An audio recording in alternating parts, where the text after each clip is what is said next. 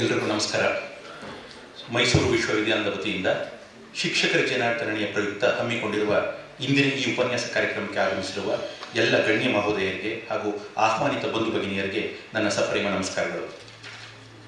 ಮೊನ್ನೆಯಷ್ಟೇ 2025ರ NIRF ರ್ಯಾಂಕಿಂಗ್ನ ಫಲಿತಾಂಶ ಘೋಷಣೆಯಾಗಿದೆ. ಕಾಯಂ ಅಧ್ಯಾಪಕರ ಕೊರತೆಯ ನಡುವೆಯೂ ದೇಶದ ಸ್ಟೇಟ್ ಪಬ್ಲಿಕ್ ಯೂನಿವರ್ಸಿಟೀಸ್ ಪೈಕಿ ಮೈಸೂರು ವಿಶ್ವವಿದ್ಯಾಲಯ 20ನೇ ಸ್ಥಾನ ಪಡೆದಿದೆ. ಸನ್ಮಾನ್ಯ ಕುಲಪತಿಗಳ ದೂರದರ್ಶಿತ್ವ, ಶೈಕ್ಷಣಿಕ ನಾಯಕತ್ವ ಹಾಗೂ ತಮ್ಮೆಲ್ಲರ ಸಹಕಾರದಿಂದ ಈ ಸಾಧನೆ ಸಾಧ್ಯವಾಗಿದೆ. ಇದಕ್ಕಾಗಿ ಎಲ್ಲರನ್ನ ಅಭಿನಂದಿಸ್ತೇನೆ. ಈಗ ಕಾರ್ಯಕ್ರಮದ ಮೊದಲಿಗೆ ಪ್ರಾರ್ಥನೆ. ಗೀತೆ ಗಾಯಿಯೇ ಗಣಪತಿ, ರಚನೆ ತುಳಸಿದಾಸರು, ರಾಗ ಕಲ್ಯಾಣಿ, ತಾಳ ಏಕತಾಳ.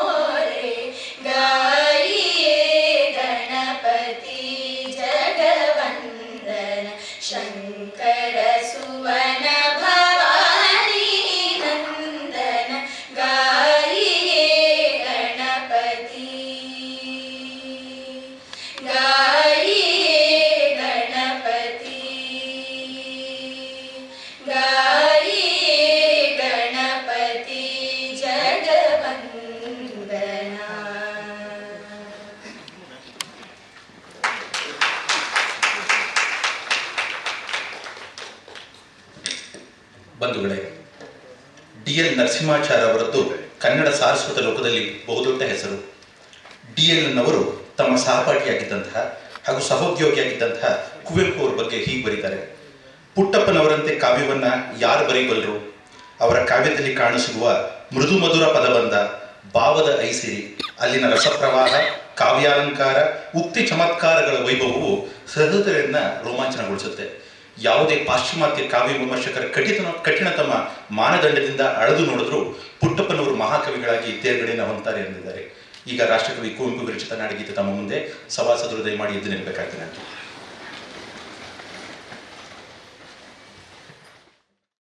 ಜಯ ಭಾರತ ಜನನಿಯ ತನುಜಾತೆ, ಜಯ ಹೇ ಕರ್ನಾಟಕ ಮಾತೆ, ಜಯ ಸುಂದರ ನದಿವನಗಳ ನಾಡೆ, ಜಯ ಹೇ ರಸ ಋಷಿಗಳ ಬೀಡೆ. ಭೂದೇವಿಯ ಮಕುಟದ ನವಮಣಿಯೇ, ಗಂಧದ ಚಂದದ ಹೊನ್ನಿನ ಗಣಿಯೇ, ರಾಘವ ಮಧುಸೂದನರವತರಿಸಿದ ಭಾರತ ಜನನಿಯ ತನುಜಾತೆ.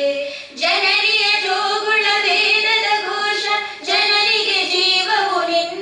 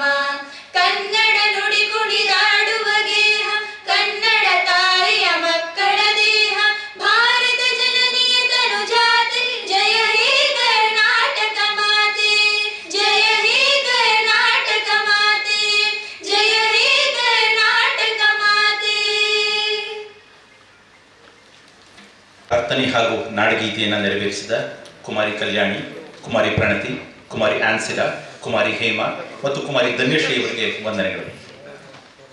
ಬಂಧುಗಳೇ, ರಾಮಕೃಷ್ಣ ಪರಮಹಂಸರನ್ನು ಒಬ್ಬರು ಕೇಳ್ತಿರಂತೆ, ನಮಗೆ ಗುರು ಏಕೆ ಬೇಕು ಅಂತ. ಅದಕ್ಕೆ ರಾಮಕೃಷ್ಣ ಪರಮಹಂಸ ಉತ್ತರಿಸ್ತಾ, ಒಂದು ಇರುವೆ ಹರಿದ್ವಾರದಿಂದ ಋಷಿಕೇಶಕ್ಕೆ ಹೋಗೋಕ್ಕೆ ಎಷ್ಟು ಸಮಯ ಬೇಕಾಗ್ಬೋದು ಅಂತ ಕೇಳಿದ್ರು. ಬಹುಶಃ ಒಂದು 3 ಜನ್ಮನೇ ಬೇಕಾಗ್ಬೋದೇನೋ ಇರುವೆ ನೋಡ್ಕೊಂಡು ಹೋದ್ರೆ ಅಂತ. ಆದರೆ ಯಾರ್ದಾದ್ರೂ ಹೋಗೋರ ವಸ್ತ್ರದ ಮೇಲೆ ಕೂತ್ ಹೋದ್ರೆ ಎಷ್ಟು ಸಮಯ ತಗೋಬಹುದು ಅಂತ, 3 ತಾಸಿಗೆ ಹೋಗ್ಬಿಡ್ಬೋದು ಅಂತ.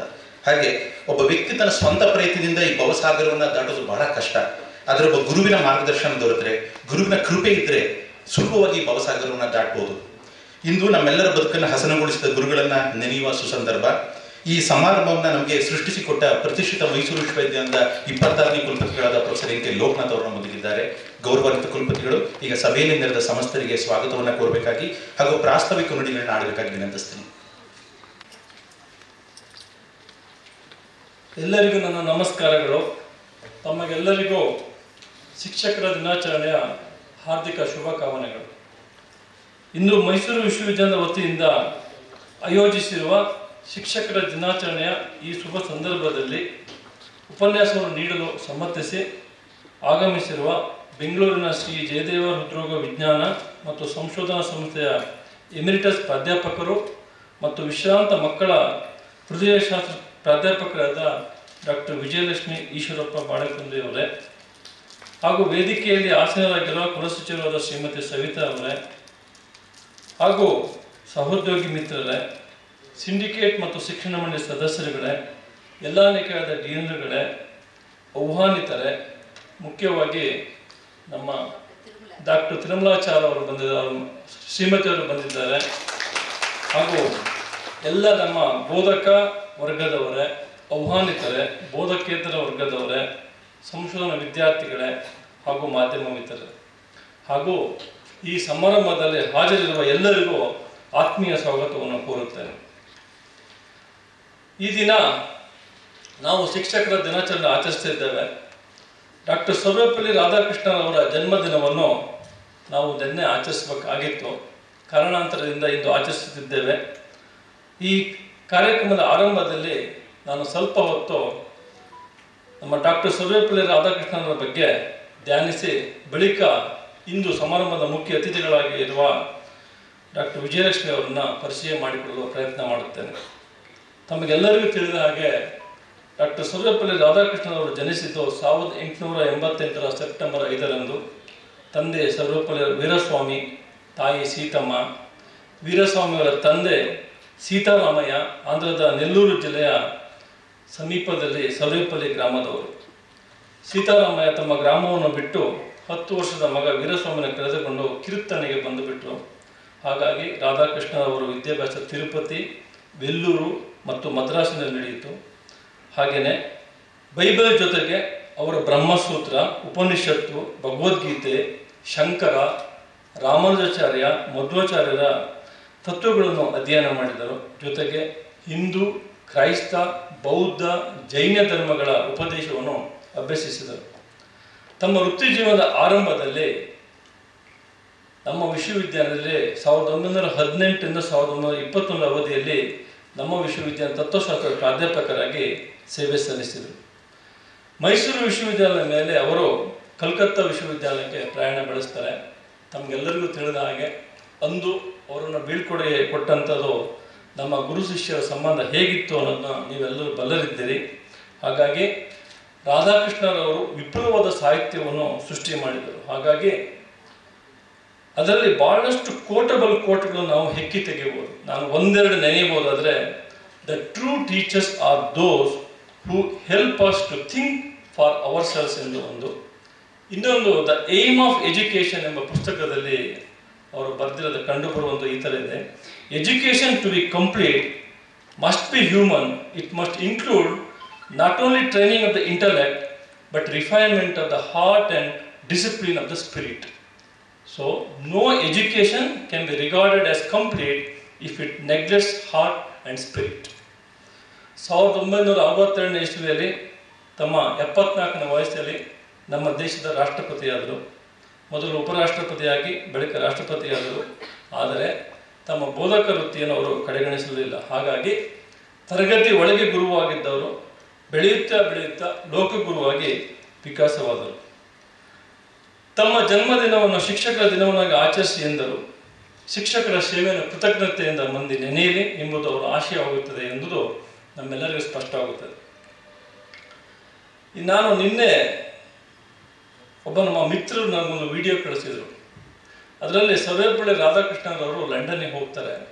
ಆಗ ರಾಣಿಯವರೇ ರೈಲ್ವೆ ಸ್ಟೇಷನ್ಗೆ ಬಂದು ಕರ್ಕೊಂಡು ಹೋಗ್ತಾರೆ. ಅಂದರೆ ಅವರಲ್ಲಿ ಇರುವಂಥ ಒಂದು ಸೃಜನಶೀಲತೆ ಮತ್ತು ಅವರ ತತ್ವಶಾಸ್ತ್ರದ ಆಳವಾದ ಅಧ್ಯಯನವನ್ನು ರಾಣಿಯವರೇ ಬಂದು ಕರ್ಕೊಂಡು ಹೋಗುವಂಥ ಒಂದು ಪರಿಸ್ಥಿತಿ ಆಗ ಇತ್ತು. ಅಂದರೆ ನೀವು ಅವಾಗ ನಾವು ಯೋಚನೆ ಮಾಡೋದು ಅವಾಗ ಅವರ ಸಾಹಿತ್ಯ ಯಾವ ಮಟ್ಟದಲ್ಲಿತ್ತು. ಹಾಗಾಗಿ ಡಾಕ್ಟರ್ ಸರ್ವೇಪಳ್ಳಿ ರಾಧಾಕೃಷ್ಣರು ಭಾರತದ ಆಚಾರ್ಯ ಪರಂಪರೆಗೆ ಸೇರಿದವರು ಅಂತ ನಾವು ಅಂದ್ಕೋತೀವಿ. ಹಾಗಾಗಿ ಇಂದಿನ ಮುಖ್ಯ ಅತಿಥಿಗಳಾದ ಡಾಕ್ಟರ್ ವಿಜಯಲಕ್ಷ್ಮಿ ಈಶ್ವರಪ್ಪ ಬಾಳೆಕುಂದ್ರಿಯವರು ಆರಿಸಿಕೊಂಡಿರುವ ವಿಷಯವು ಆಚಾರ್ಯ ದೇವೋಭವ.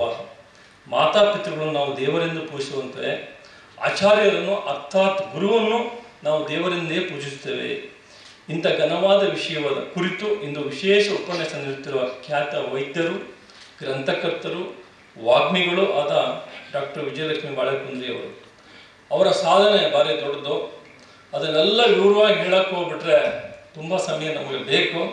ಆದರೆ ಸಮಯ ಅಭಾವದಿಂದ ಸಂಕ್ಷಿಪ್ತವಾಗಿ ಪರಿಚಯ ಮಾಡಿಕೊಡ್ತೇನೆ. ನಿಮ್ಮಲ್ಲೂ ಕ್ಷಮೆ ಹಾಗೂ ಇಲ್ಲಿರುವ ಎಲ್ಲರಿಗೂ ಕ್ಷಮೆ ಕೇಳುತ್ತಾ, ಅವರು ಜನಿಸಿದ್ದು 1950 ಆಗಸ್ಟ್ 6ನೇ ದಿನಾಂಕದಂದು ಬೆಳಗಾವಿಯಲ್ಲಿ.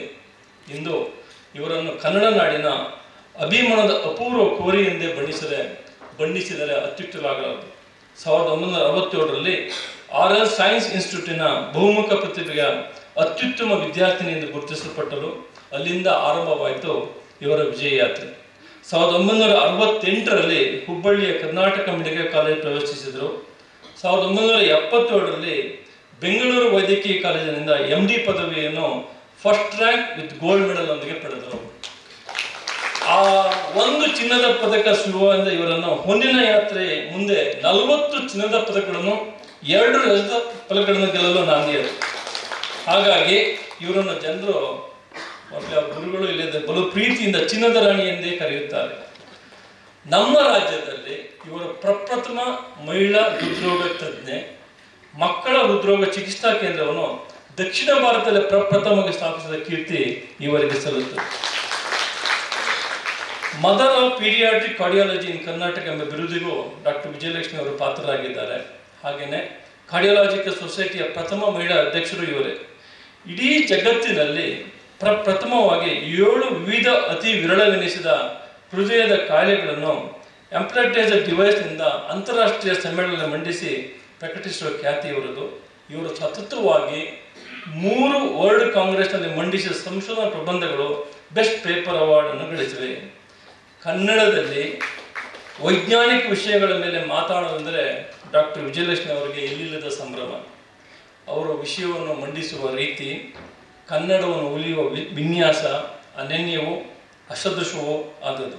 ಹಾಗಾಗಿ ನಾವೆಲ್ಲರೂ ಬಾನುಲಿಯಲ್ಲಿ ಹಾಗೂ ದೂರದರ್ಶನದಲ್ಲಿ ಇವರು ವೈದ್ಯಕೀಯ ವಿಷಯಗಳ ಮೇಲೆ ಮಾತನಾಡುವ ಸೊಗಸು ಬಾಯಿ ಚಪ್ಪರಿಸುವಂಥದ್ದು. ಹಾಗಾಗಿ ಸಹಸ್ರಾರು ಶ್ರೋತೃಗಳನ್ನು, ಅಸಂಖ್ಯಾತ ವೀಕ್ಷಕ ಅಭಿಮಾನಿಗಳು ಇವರು ಸಂಪಾದಿಸಿದ್ದಾರೆ.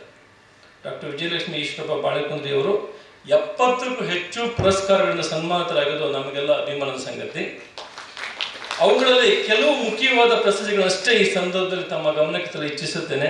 1999ರಲ್ಲಿ ಇವರಿಗೆ ಅಮೆರಿಕದಲ್ಲಿ ಸಂದ ಸಾರ್ವಜನಿಕ ಸನ್ಮಾನ, 2004ರಲ್ಲಿ ಡಾಕ್ಟರ್ BC ರಾಯ್ ಪ್ರಶಸ್ತಿ, 2005ರಲ್ಲಿ ವಚನ ಪಿತಾಮಹ ಡಾಕ್ಟರ್ ಪಾಗು ಹಳಕಟ್ಟಿ ಪುರಸ್ಕಾರ, 2006ರಲ್ಲಿ ಚಾಣಕ್ಯ ಕೋಟೆಯಲ್ಲಿ ವಿಶ್ವ ಪ್ರಶಸ್ತಿ, 2007ರಲ್ಲಿ ಕಾಯಕ ಪ್ರಶಸ್ತಿ, ಅದೇ ವರ್ಷ ಕದಳಿ ಪ್ರಶಸ್ತಿ. ಇವುಗಳ ಜೊತೆಗೆ ಪ್ರತಿಷ್ಠಿತ ಬಸವ ಸೇವರತ್ನ ಹಾಗೂ ಬಸವಭೂಷಣ ಪ್ರಶಸ್ತಿಗಳು ಇವರ ಕೊಡಲು ಅಲಂಕರಿಸಿಕೊಂಡಿವೆ. ಸಾವಿತ್ರಮ್ಮ ದೇಶಗೂ ವಿಶ್ವಮಾನ ಪ್ರಶಸ್ತಿಗೂ ಭಾಜನರಾಗಿದ್ದಾರೆ. ನರರೆಲ್ಲ ಹರರು, ಜನರೆಲ್ಲ ಶಿವರು ಎಂಬ ವಿವೇಕಾನಂದರ ವಾಣಿಯನ್ನು ತಮ್ಮ ಸೇವೆಗೆ ಆಧಾರ ಸೂಚನೆಯಾಗಿಸಿಕೊಂಡಿದ್ದಾರೆ.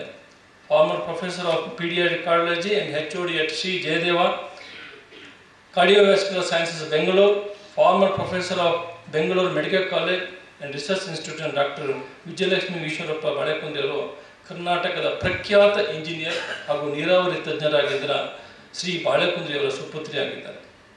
ಡಾಕ್ಟರ್ ವಿಜಯಲಕ್ಷ್ಮಿಯವರ ಪದವಿಗಳನ್ನು ನೆನೆಯೋದು ಚೇತೋಹಾರಿಯಾದ ಅನುಭವ. MBBS, MD, DSc, FICC, FIAE, FICP, FCSI, FIAMS, FIAMS, FAMS, FISH and FRCP London. ಇದು ನೋಡೋದು ನಮ್ಗೆ ಗೊತ್ತಾಗುತ್ತೆ ಅವರು ಎಷ್ಟು ಮಟ್ಟಿಗೆ ಬಂದಿದ್ದಾರೆ. ಇಂಥ ಬಹುಶ್ರುತ ಮೇಧಾವಿ ಸಾಧಕರಾದ ಡಾಕ್ಟರ್ ವಿಜಯಲಕ್ಷ್ಮಿ ಬಾಳಕುಂದ್ರಿಯವರು ಆಚಾರ್ಯ ದೇವೋ ಭವ ಎಂಬ ವಿಷಯವನ್ನು ಕುರಿತು ಇಂದು ಉಪನ್ಯಾಸ ನೀಡಲಿದ್ದಾರೆ. ಅವರಿಗೆ ನಮ್ಮ ವಿಶ್ವವಿದ್ಯಾಲಯ ಪರವಾಗಿ ಹಾಗೂ ವೈಯಕ್ತಿಕವಾಗಿ ನಾನು ಸ್ವಾಗತವನ್ನು ಕೋರುತ್ತೇನೆ.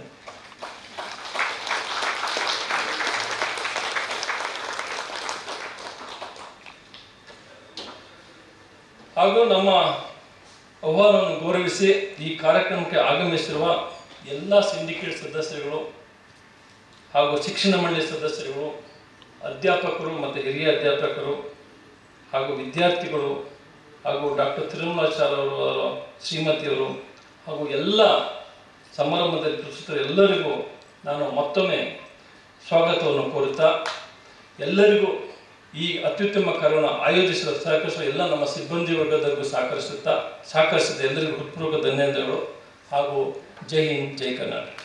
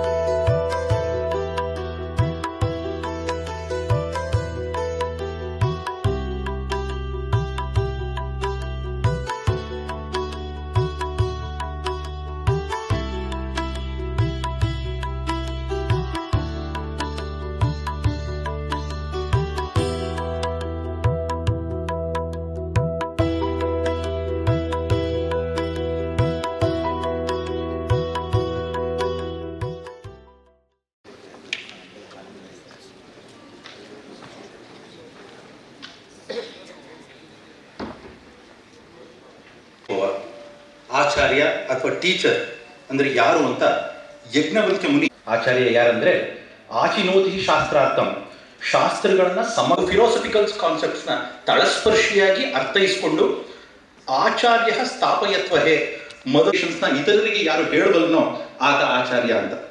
ಆದರೆ ಇಂದು ಗೂಗಲ್ ಎಂಬ ಗುರು ಅನ್ನೋದ್ರ ಬದಲು ಗುರು ಏನ್ ಮಹಾ ಅಂತ ಕೇಳ್ತಿದ್ದಾರೆ. ಸೊ ಇಂಥ ಸಂದಿಗ್ಧ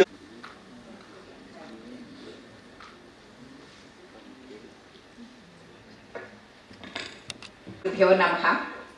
ಪ್ರಾತಸ್ಮರಣೀಯರಾದಂಥ ರಾಜರ್ಷಿ ನಾಲ್ಮಡಿ ಕೃಷ್ಣದೇವರಾಯ ಒಡೆಯರವರು ಮತ್ತು ಭಾರತ ರತ್ನ ಶ್ರೀ ವಿಶ್ವೇಶ್ವರಯ್ಯ ವಂದಿಸುತ್ತಾ, ಸ್ವಸ್ತಿ ಶ್ರೀ ವಿದ್ಯಾವಿದಯ ಶ್ರೀ ರೂಪ ಶಾಲಿವಾಹನ ಶರಕು ಮತ್ತು ನನ್ನ ಮುದ್ದಿನ ವಿದ್ಯಾರ್ಥಿನಿಯರಿಗೆ ನಿಮ್ಮ ಡಾಕ್ಟರ್ ವಿಜಯಲಕ್ಷ್ಮಿ ಮಾಡುವ ಹೃತ್ಪೂರ್ವಕ ವಂದನೆಗಳು, ಅಭಿನಂದನೆಗಳು.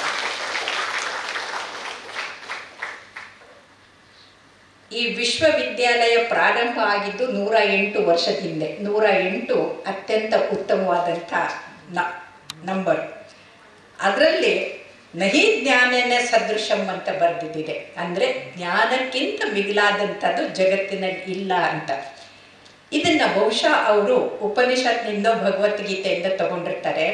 ಆದರೆ ಜ್ಞಾನಕ್ಕಿಂತ ಮಿಗಿಲಾದದ್ದು ಯಾವುದೂ ಇಲ್ಲ ಅಂತ ಪ್ರಥಮವಾಗಿ ಹೇಳಿದ್ದು ಸ್ವತಃ ಶಿವ. ತನ್ನ ಮಗ ಕಾರ್ತಿಕೇಯನ್ಗೆ ಪಾಠ ಕಲಿಸ್ಬೇಕಾದ್ರೆ ಅವನು ಯಕ್ಷನ ರೂಪದಲ್ಲಿ ಬಂದು, ಮಗು, ಯಾರೂ ಕದಿಯೋಕ್ಕಾಗದೇ ಇರುವಂಥ ಸಂಪತ್ತು ಜಗತ್ತಿನಲ್ಲಿ ಯಾವುದು ಅಂತ. ಇವತ್ತು ಎಲ್ಲರೂ ನಶ್ವರವಾಗಿರುವಂಥ ಸಂಪತ್ತಿನ ಹಿಂದೆ ಹೋಗ್ತಾ ಇದ್ದಾರೆ, ಹಣದ ಹಿಂದೆ ಹಾರೋ ಹುಚ್ಚರಿದ್ದಾರೆ. ಆದರೆ ಆ ಹಣ ಇವತ್ತಿರುತ್ತೆ, ನಾಳೆ ಇರೋದಿಲ್ಲ. ಎಂದೂ ಬತ್ತದಂಥ ಸಂಪತ್ತು ಯಾವುದು ಅಂತಂದರೆ ಜ್ಞಾನ ಸಂಪತ್ತು. ಆ ಜ್ಞಾನ ಸಂಪತ್ತದ ಆಗರವಾದಂಥ ಈ ಮೈಸೂರು ವಿಶ್ವವಿದ್ಯಾಲಯವನ್ನು ನಾಲ್ಮಡಿ ಕೃಷ್ಣದೇವರಾಯರು ರಾಜರ್ಷಿ ಆದವರು ಇದನ್ನು ಕಟ್ಟಕ್ಕೆ ಸ್ಥಾಪಿಸೋಕ್ಕೆ ಪ್ರಮುಖ ಕಾರಣರು ಅಂತಂದರೆ ಅವರು ಇಡೀ ಭಾರತಕ್ಕೆ ಹೇಗೆ ನಾವು ಮುಂದುವರಿಬೇಕು, ನಮ್ಮ ಹಳೆ ಬೇರನ್ನ ಇಟ್ಕೊಂಡು ಹೊಸ ಚಿಗುರನ್ನು ಹೇಗೆ ಬೆಳೆಸಬೇಕು ಅಂತ ಯಾರಾದರೂ ಕಲಿಸ್ಕೊಟ್ಟಿದ್ರೆ ಅದು ನಮ್ಮ ಒಡೆಯರವರು ಅಂತ ನಾವು ಹೆಮ್ಮೆಯಿಂದ ಹೇಳ್ಕೊಬೋದು. ನಾನು ಬಂದಾಗಲಿಂದ ನೋಡ್ತಾ ಇದ್ದೀನಿ, ಎಲ್ಲೋ ಒಂದು ಕಡೆಗೆ ಆರೋಗ್ಯದ ಕೊರತೆ ನಿಮ್ಮಲ್ಲಿದೆ ಅಂತ ನನಗನ್ನಿಸ್ತಾ ಇದೆ. ಯಾಕೆ ಅಂತಂದರೆ ನಮ್ಮ ಕೈಯಲ್ಲಿ 39 ಅಕ್ಯುಪ್ರೆಷರ್ ಪಾಯಿಂಟ್ಗಳಿದೆ. ನಾವು ಎಷ್ಟು ಜೋರಾಗಿ ಚಪ್ಪಾಳೆ ತರ್ತೀವೋ ಅಷ್ಟು 39 ಅವಯವಗಳಿಗೆ ಪ್ರಾಣವಾಗಿ ಪೋಷಣೆ ಮುಟ್ಟುತ್ತೆ. ಅಷ್ಟೇ ಅಲ್ಲ, ನಮ್ಮ ಬ್ಲಡ್ ಪ್ರೆಷರ್ ಕಡಿಮೆ ಆಗುತ್ತೆ, ಬ್ಲಡ್ ಶುಗರ್ ಕಡಿಮೆ ಆಗುತ್ತೆ, ನಮ್ಮ ಮುಖ ಅರಳಿದಾಗ ಮೆದುಳಿನಿಂದ ಫೀಲ್ ಗುಡ್ ಹಾರ್ಮೋನ್ಸ್ ಉತ್ಪತ್ತಿ ಆಗುತ್ತೆ. ಇವತ್ತೇನು ಬುದ್ಧಿವಂತರು ಕಲ್ತವರು ಅಂತಿದಾರಲ್ಲ, ಅವರಲ್ಲಿರೋ ಅಸೂಯೆ ಮತ್ತು ಅಹಂಕಾರ ಹೋಗಿ ಅಲ್ಲಿ ಪ್ರೀತಿ ಪ್ರೋತ್ಸಾಹ ಬರುತ್ತೆ. ಹಾಗಾಗಿ ಯಾರು ಸಂತೋಷದಿಂದ ಚಪ್ಪಾಳೆ ತಟ್ತಾರಲ್ಲ ಅವರ ಆರೋಗ್ಯ ಭಾಳ ಚೆನ್ನಾಗಿರುತ್ತೆ. ಅದು ಸ್ವಾರ್ಥ. ನೀವು ಯಾರಿಗೆ ಚಪ್ಪಾಳೆ ತಟ್ತಾ ಇದ್ದೀರಲ್ಲ ಅವ್ರಿಗೆ ಪ್ರೋತ್ಸಾಹ ಸಿಕ್ಕುತ್ತೆ. ಅವ್ರನ್ನ ಹಾಗೆ ನಾವು ಆಗಬೇಕು ಅಂತ ನಿಮ್ಮ ಮನಸ್ಸಿನಲ್ಲಿ ಬರುತ್ತೆ. ಹಾಗಾಗಿ ಮೊದಲು ನಾವು ಚಪ್ಪಾಳೆ ತಟ್ಟಬೇಕಾಗಿರೋದು ನಾಲ್ಮಡಿ ಕೃಷ್ಣರಾಜ ಒಡೆಯರವರು. ಅವರ ವಿಷನ್ ಈ ಥರ ದೃಷ್ಟಿಕೋನ ಇಲ್ಲದೆ ಇದ್ದಿದ್ರೆ ಇವತ್ತಿಗೆ ಇಷ್ಟು ವಿಶಾಲವಾದಂಥ ಕರ್ನಾಟಕದ ಪ್ರಥಮ ವಿಶ್ವವಿದ್ಯಾಲಯ ಹುಟ್ಟತಾನೆ ಇರಲಿಲ್ಲ. ಹಾಗಾಗಿ ನಾವು ಸ್ಮರಿಸಬೇಕಾದವರು ಅವರನ್ನು. ಇನ್ನು ಎಷ್ಟೋ ಜನ ನಾವು ಸನಾತನ ಧರ್ಮವನ್ನು ಬಿಟ್ಟು ನಾವೇನು ಭಾಳ ಕಲ್ತಿದ್ದೀವಿ ಅಂತ ಹೋಗೋ ಅಹಂಕಾರದಲ್ಲಿದ್ದಾರೆ. ಅಂಥವ್ರಿಗೆ ಒಂದು ಹೇಳೋಕ್ಕೆ ವಿಚಾರ ಅಂದರೆ, 84 ಲಕ್ಷ ಯೋನಿಗಳನ್ನು ದಾಟ್ಕೊಂಡು ಕೊನೆಗೆ ನಾವು ಮನುಷ್ಯರಾಗಿ ಹುಟ್ಟಿರ್ತೀವಿ. ಅಂದರೆ ಅಷ್ಟು ಜನ್ಮದ ದಾಟಿ ಕೊನೆಗೆ ಏನೋ ಪುಣ್ಯ ಕರ್ಮದಿಂದ ಮನುಷ್ಯರಾಗಿ ಹುಟ್ಟಿರ್ತೀವಿ. ಅದಕ್ಕೆ ದಾಸರು ಹೇಳ್ತಾರೆ, ಮನುಷ್ಯ ಜನ್ಮ ಬಹಳ ದುರ್ಲಭ ಅಂತಾರೆ. ಇದನ್ನ ಶರಣರು ಹೇಳ್ತಾರೆ, ದೇವನನ್ನು ಒಲಿಸಲು ಬಂದ ಕಾಯ ಪ್ರಸಾದ ಕೆಡಿಸದೆ ಉಳಿಸಿಕೊಳ್ಳಿರಯ್ಯ ಅಂತ. ದೇವರನ್ನು ಒಲಿಸ್ಬೇಕು ಅಂದ್ರೆ ಏನು? ದೇವರ ಈ ಸೃಷ್ಟಿಯನ್ನು ಅದಕ್ಕೆ ಸೇವೆ ಮಾಡಿದಾಗ ಅದು ಒಲಿಸ್ಕೊಂಡ ಹಾಗೆ, ಅದು ಪೂಜೆ. ಹಾಗೆ ಆಗಬೇಕು ಅಂತಂದರೆ ನಾವು ಶಿಕ್ಷಕರಾಗಿದ್ದೀವಿ ಅನ್ನೋ ಒಂದೇ ಕಾರಣಕ್ಕೆ ಅತ್ಯಂತ ನಮ್ಮ ಸೌಭಾಗ್ಯ ಅಂತ ತಿಳ್ಕೊಳ್ಬೇಕು. ಎಷ್ಟೋ ಜನ ಅಯ್ಯೋ ಏನಾಗಿದ್ದೀರಿ ಅಂದರೆ, ಅಯ್ಯೋ ಏನು ಬಿಡಿ ಅದು ಯೂನಿವರ್ಸಿಟಿಯಲ್ಲಿ ಪ್ರೊಫೆಸರ್ ಅಲ್ಲ, IT ಇಂಡಸ್ಟ್ರಿನಲ್ಲಿ ಲಕ್ಷಾಂತರ ಕೋಟ್ಯಾಂತರ ಗಳಿಸೋದು ಅಲ್ಲ. ಇದು ವಿಶ್ವವಿದ್ಯಾಲಯದಲ್ಲಿ ಮಕ್ಕಳ ಭವಿಷ್ಯವನ್ನು ರೂಪಿಸುವಂಥದ್ದಿದೆಯಲ್ಲ, ಅದು ಅತ್ಯಂತ ಉತ್ತಮವಾದಂಥ ಉತ್ಕೃಷ್ಟವಾದಂಥ ವೃತ್ತಿ. ಹಾಗಾಗಿ ಇಲ್ಲಿ ಬಂದವರು ಬರದೇ ಇರೋ ಎಲ್ಲ ಶಿಕ್ಷಕರಿಗೆ ನಾವು ಜೋರಾಗಿ ಚಪ್ಪಾಳೆ ತಟ್ಟಿ ಅವರು ಈ ವಿಶ್ವವಿದ್ಯಾಲಯನ ಉತ್ತಮ ಮಾಡ್ತಾ ಇದ್ದಾರೆ ಅಂತ ಹೇಳ್ಬೋದು. ಇನ್ನು ಶಿಕ್ಷಣ ಅಂದರೆ ಏನು? ಪ್ರತಿ ಕ್ಷಣ ಕಲಿಯೋದೇ ಶಿಕ್ಷಣ. ಯಾವುದನ್ನೂ ಇಲ್ಲ, ಯಾರನ್ನ ಭೇಟಿ ಆಗ್ತೀವೋ, ಯಾರನ್ನ ನೋಡ್ತೀವೋ, ಯಾರ ಮಾತು ಕೇಳ್ತೀವೋ, ಯಾರ ಜೊತೆಗಿರ್ತೀವೋ, ಒಳ್ಳೆಯದು ಕೆಟ್ಟದ್ದು ಏನೇ ಆದರೂ ಅದರಿಂದ ನಾವು ಪಾಠ ಕಲಿತೀವಿ. ಹಾಗಾಗಿ ಪ್ರತಿ ಕ್ಷಣ ಕಲಿಯೋದೇ ಶಿಕ್ಷಣ. ಆದರೆ ಒಂದು ಕಾಲ ಇತ್ತು, ಶಿಕ್ಷಣ ಅಂದರೆ ಶಿಕ್ಷೆ ಕೊಡೋದು ಅಂತ. ಬೆತ್ತ ತಗೊಂಡು ಹೊಡಿತಾ ಇದ್ರೆ ಒಳ್ಳೆ ಮೇಷ್ಟ್ರು ಚೆನ್ನಾಗಿ ಕಲಿಸ್ತಾ ಇದ್ದಾರೆ ಅಂತ ಅಲ್ಲ. ಬೆತ್ತದಿಂದ ಹೊಡೆದು ಕಲಿಸೋದು ಶಿಕ್ಷಣ ಆಗೋದಿಲ್ಲ. ಪ್ರೀತಿಯಿಂದ ಕಲಿಸೋದಿದೆಯಲ್ಲ ಅದು ಬಹಳ ಮುಖ್ಯ ಆಗುತ್ತೆ. ಇದಕ್ಕೆ ಸಂಸ್ಕೃತದ ಸುಭಾಷಿತ ಇದೆ, ಪರೋಪಕಾರಾಯ ಫಲಂತಿ ವೃಕ್ಷ. ವೃಕ್ಷ ತನಗಾಗಿ ಹಣ್ಣು ಬಿಡೋದಿಲ್ಲ, ಪರರಿಗಾಗಿ ಹಣ್ಣು ಬಿಡುತ್ತೆ. ಪರೋಪಕಾರಾಯ ವಹಂತಿ ನದ್ಯ. ಯಾವುದೇ ನದಿ ಕೂಡ ತನ್ನ ನೀರನ್ನು ತಾನು ಕುಡಿಯೋದಿಲ್ಲ, ಜನರಿಗೆ ದಾಹವನ್ನು ನೀಗಿಸುತ್ತೆ. ಪರೋಪಕಾರಾಯ ದುಹಂತಿ ಗೌಹ. ಅಂದರೆ ಹಸು ತನಗಾಗಿ ಹಾಲು ಕೊಡೋದಿಲ್ಲ, ಎಲ್ಲರಿಗೂ ಅಮೃತದಂಥ ಹಾಲನ್ನು ಕೊಟ್ಟು ಪೋಷಿಸುವಂಥದ್ದು. ತಾಯಿ ಹಾಲನ್ನು ಬಿಟ್ಟರೆ ಹಸು ಹಾಲು. ಇನ್ನು ಕೊನೆಗೆ ಹೇಳ್ತಾರೆ, ಪರೋಪಕಾರಾರ್ಥ ಇದಂ ಶರೀರಂ. ಈ ಶರೀರ ಭಗವಂತ ನಮಗೆ ಕೊಟ್ಟಿರೋದೇ ಪರೋಪಕಾರಕ್ಕೆ. ಈ ಪರೋಪಕಾರದಲ್ಲಿ ಅತ್ಯಂತ ಉತ್ತಮವಾದಂಥ ಪರೋಪಕಾರ ಯಾವುದು ಅಂದರೆ ವಿದ್ಯೆಯ ದಾನ ಮಾಡೋದು, ವಿದ್ಯಾ ದಾಸೋಹ. ಯಾರು ಇನ್ನೊಬ್ಬರಿಗೆ ವಿದ್ಯೆಯನ್ನು ಕೊಟ್ಟು ಅವರಿಗೆ ಬುದ್ಧಿ ಬೆಳೆಸಿ ಅವರಿಗೆ ಪ್ರಜ್ಞಾವಂತರನ್ನು ಮಾಡಿ ಉತ್ತಮ ಪ್ರಜೆಗಳನ್ನು ಮಾಡಿ ಸಮಾಜಕ್ಕೆ ಕೊಡ್ತಾರಲ್ಲ ಅದು ಅತ್ಯಂತ ಉತ್ತಮವಾದಂಥದ್ದು. ಹಾಗಾಗಿ ಯಾರು ಅಯ್ಯೋ ನಾನು ಟೀಚರು ಅಂತ ಅಂದ್ಕೊಳ್ತಾರಲ್ಲ ಅದನ್ನು ಬಿಟ್ಟು ನಾನು ಅತ್ಯಂತ ಭಾಗ್ಯವಂತ ಪುಣ್ಯವಂತ, ನನಗಿಂತ ಉತ್ತಮವಾದಂಥ ವೃತ್ತಿ ಯಾರಿಗೂ ಇಲ್ಲ ಅನ್ನೋ ಭಾವನೆ ನಿಮ್ಮಲ್ಲಿ ಬಂದಿದ್ದೇ ಆದರೆ ನೀವು ನಿಜವಾಗ್ಲೂ ಉತ್ತಮ ಆಚಾರ್ಯರು ಆಗ್ತೀರಿ ಅನ್ನೋದರಲ್ಲಿ ಎರಡು ಮಾತಿಲ್ಲ. ಸೊ ಯಾರ್ಯಾರು ಸಂತೋಷ ಪಡ್ತೀರೋ ಅವರು ಚಪ್ಪಾಳೆ ತಟ್ಕೊಂಡ್ಬಿಟ್ಟು ನಾವು ಇವತ್ತು ಉತ್ತಮ ವೃತ್ತಿಯಲ್ಲಿದ್ದೀವಿ ಅಂತ ಈ ದೃಷ್ಟಿಕೋನವನ್ನು ಬದಲಾಯಿಸಬೇಕು. ಯಾಕಂದರೆ ನಮ್ಮ ದೃಷ್ಟಿಕೋನ ಬದಲಾದರೆ ದೃಶ್ಯ ಬದಲಾಗುತ್ತೆ. ಇಲ್ಲ ಅಂತಂದರೆ ನಾವು ಅಯ್ಯೋ ಅಯ್ಯೋ ಅಂತ ನಕಾರಾತ್ಮಕದ ನರಕದಲ್ಲಿ ಮುಳುಗೋಗ್ಬಿಡ್ತೀವಿ. ಈ ನಕಾರಾತ್ಮಕ ನರಕದಲ್ಲಿ ಮುಳುಗಬಾರ್ದು ಅಂತಂದರೆ ಆ ಭಗವಂತ ನಮಗೆ ಇಷ್ಟು ಒಳ್ಳೆಯದನ್ನು ಕೊಟ್ಟಿದ್ದಾರಲ್ಲ ಅಂತ ಯೋಚನೆ ಮಾಡಬೇಕು. ಎಲ್ಲರಿಗೂ ಇದು ಪುಣ್ಯ ಸಿಕ್ಕೋದಿಲ್ಲ. ಯಾಕಂದರೆ ನಾನು 1974ರಿಂದ ಟೀಚರ್ ಆಗಬೇಕು ಅಂತ ಪ್ರಯತ್ನ ಮಾಡ್ತಾನೇ ಇದ್ದೆ. ಆಗ ಬರ್ತಾ ಹೇಳಿದೆ 3 ತಿಂಗಳು ಮಗು ತಗೊಂಡು ಇಂಟರ್ವ್ಯೂ ಬಂದೆ.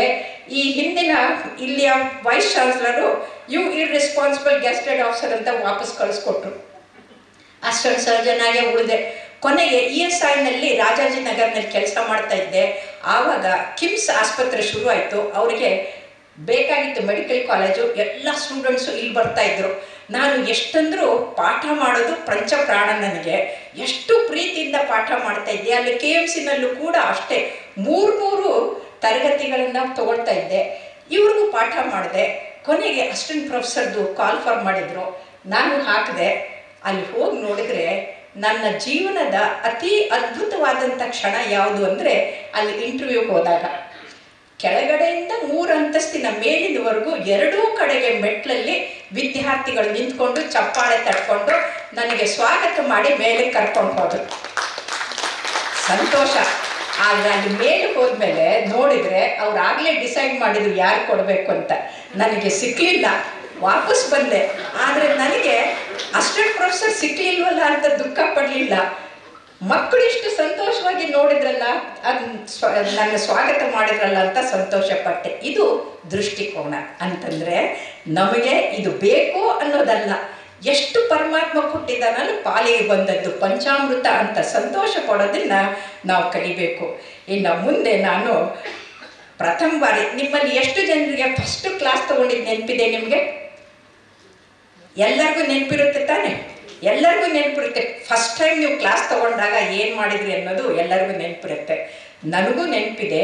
1974ರಲ್ಲಿ ಫಸ್ಟು ಥಿಯರಿ ಕ್ಲಾಸ್ ತೊಗೊಳಕ್ಕೆ. ಅಲ್ಲಿವರೆಗೂ ಬರೀ ಬೆಡ್ ಸೈಡ್ ಕ್ಲಿನಿಕ್ಸ್ ತೊಗೊಳ್ತಾ ಇದ್ದೆ. ಭಾಳ ಪಾಪ್ಯುಲರ್ ಆಗಿದ್ದೆ. ಸರಿ, ಫಸ್ಟ್ ಟೈಮ್ ಥಿಯರಿ ಕ್ಲಾಸ್ಗೆ ಹೋಗ್ಬೇಕಾದ್ರೆ ಡಾಕ್ಟರ್ ಅನಂತರಾಮ್ ಅಂತ ಅವರು ತಮ್ಮ ಚೇಂಬರ್ ಕರೆದು, ನೋಡಮ್ಮ, ಕ್ಲಾಸ್ ತಗೊಳ್ಳೋದು ಅಷ್ಟು ಸುಲಭ ಅಲ್ಲ, ಭಾಳ ಕಷ್ಟ. ಕಿಡಿಗೇಡಿಗಳು ಕೂತಿರ್ತಾರೆ ಕ್ಲಾಸಲ್ಲಿ, ತುಂಬ ಚೇಷ್ಟೆ ಮಾಡ್ತಾರೆ, ಗಲಾಟೆ ಮಾಡ್ತಾರೆ, ಅವರು ಅಟೆಂಡೆನ್ಸ್ಗೆ ಬಂದಿರ್ತಾರೆ. ಅದಕ್ಕೆ ನೀವೇನು ಮಾಡಬೇಕು ಅಂತಂದರೆ ಅಟೆಂಡೆನ್ಸ್ನ ತಗೊಳ್ಳುವಾಗ ಪ್ಯೂನಿಗೆ ಹೇಳಿಬಿಟ್ಟು ಎಲ್ಲ ಬಾಗಿಲುಗಳನ್ನ ಮುಚ್ಚಿಸ್ಬಿಡಿ. ಯಾಕಂದರೆ ಅಟೆಂಡೆನ್ಸ್ ಆದಮೇಲೆ ಎದ್ದು ಹೋಗ್ತಾರೆ ಅವರು. ಎದ್ದು ಹೋಗಬಾರ್ದು ಅಂದರೆ ಬಾಗಿಲನ್ನ ಮುಚ್ಚಿಸ್ಬೇಕು. ಆಮೇಲೆ ಪಾಠ ಮಾಡುವಾಗ ಫಸ್ಟ್ ಟೈಮು ಭಯ ಆಗಿರುತ್ತೆ, ಎಲ್ಲಿ ಮರೆತು ಹೋಗುತ್ತೋ ಅಂತಿರುತ್ತೆ. ಹಾಗಾಗಿ ಚೀಟಿಯನ್ನು ಬರ್ಕೊಂಡು ಏಪ್ರಿಲ್ ಜೋಬಲ್ಲಿ ಹಾಕ್ಕೊಂಡಿರಿ. ಆ ಕಡೆಗೆ ತಿರುಗಿಬಿಟ್ಟು ಬರೆಯೋಕ್ಕೆ ಹೋದಂಗೆ ಮಾಡಿಬಿಟ್ಟು ಈ ಕಡೆಯಿಂದ ತೆಗೆದು ನೋಡ್ಕೊಂಡ್ಬಿಟ್ಟು ಆಮೇಲೆ ಮುಂದಿನ ಪಾಠ ಮಾಡಿ ಅಂತ ಇಷ್ಟು ಉದ್ದ ಒಂದು ನನಗೆ ಹೇಗೆ ಟೀಚರ್ ಆಗಬೇಕು ಅನ್ನೋದನ್ನು ಕಲಿಸ್ಕೊಟ್ರು.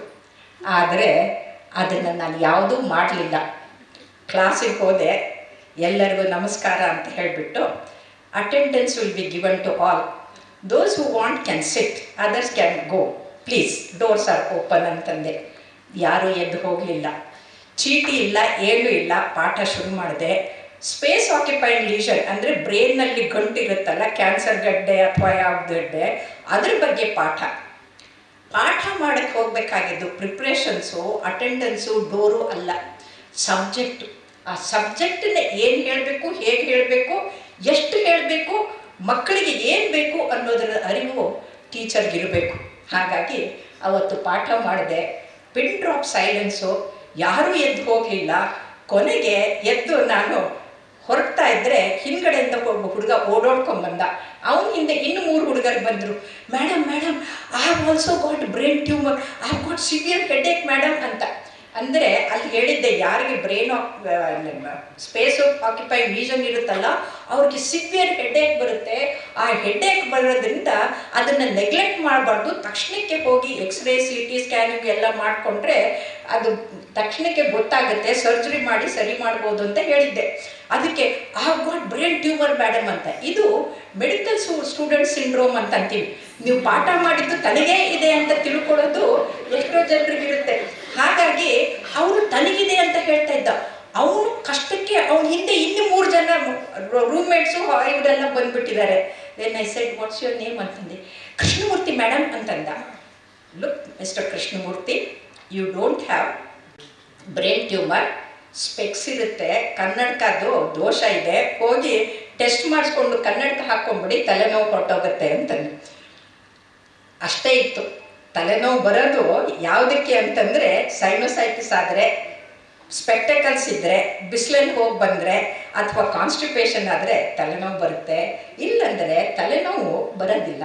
ತಲೆನೋವು ಬಂತು ಅಂತಂದರೆ ಎಲ್ಲವೂ ಬ್ರೈನ್ ಟ್ಯೂಮರ್ ಅಂತ ಅಲ್ಲ ಅಂತ. ನಿಮ್ಮಲ್ಲಿ ಎಷ್ಟು ಜನರಿಗೆ ಇಲ್ಲಿವರೆಗೂ ತಲೆನೋವೇ ಬಂದಿಲ್ಲ? ಕೈ ಎತ್ತಿ ನೋಡೋಣ. ಒಂದು ಸಲನೂ ನನಗೆ ತಲೆನೋವು ಬಂದಿಲ್ಲ ಅಂತ.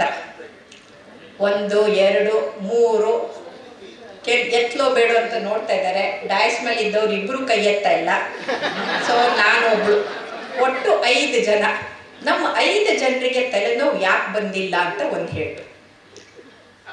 ನಮ್ಮ 5 ಜನರಿಗೂ ತಲೆನೇ ಇಲ್ಲ. ಯಾರಿಗೆ ತಲೆ ವಿಪರೀತ ಇರುತ್ತೋ, ಆಕಾಶ ಕಳಚಿ ಬಿದ್ದ ಹಾಗೆ ಮುಖ ಗಂಡರಿಸ್ಕೊಂಡು ಸಿಂಡ್ರಿಸ್ಕೊಂಡಿರ್ತಾರೋ ಅವ್ರಿಗೆ ತಲೆನೋವು ಜಾಸ್ತಿ ಇರುತ್ತೆ. ಯಾರು ಬಂದದ್ದೆಲ್ಲ ಬರಲಿ, ಗೋವಿಂದದ ದಯ ಇರಲಿ ಅಂತ ದೇವ್ರ ಮೇಲೆ ಭಾರ ಹಾಕೊಂಡು ಸಂತೋಷವಾಗಿ ನಗ್ನಗ್ತಾ ಇರ್ತಾರೋ ಅಂಥವ್ರಿಗೆ ತಲೆನೋವೇ ಬರಲ್ಲ, ಕನ್ನಡಕನೂ ಬರೋದಿಲ್ಲ.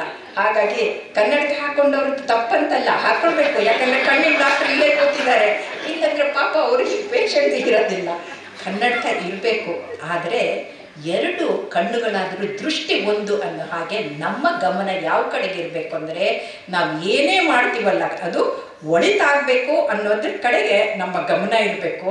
ಹಾಗಾಗಿ ಮುಂದೆ ನನಗೆ BC ರಾಯ ಬಂದಾಗ 2 ಕಡೆಗೂ ಡಾಕ್ಟರ್ಗಳು ನಿಂತ್ಕೊಂಡು ಹೂವನ್ನ ಹಾಕಿ ನನಗೆ ವೆಲ್ಕಮ್ ಮಾಡಿದಾಗ ಮೊದಲು ನಿಂತವರೇ Krishnamurthy madam, I was your student madam ಅಂತ. ಸೊ ಹಾಗಾಗಿ ಸ್ಟೂಡೆಂಟ್ಗಳು ಎಲ್ಲೇ ಹೋಗಿ ನಾವು ಟೀಚರ್ಗಳು ಅವ್ರು ಗುರುತಿಡಿತಾರೆ, ಭಾಳ ಮರ್ಯಾದೆ ಕೊಡ್ತಾರೆ. ಸೊ ಅದನ್ನು ಆ ಅನುಭವ ನಿಮ್ಗೆ ಆಗಿರುತ್ತೆ ಅಂತ ಅನಿಸುತ್ತೆ.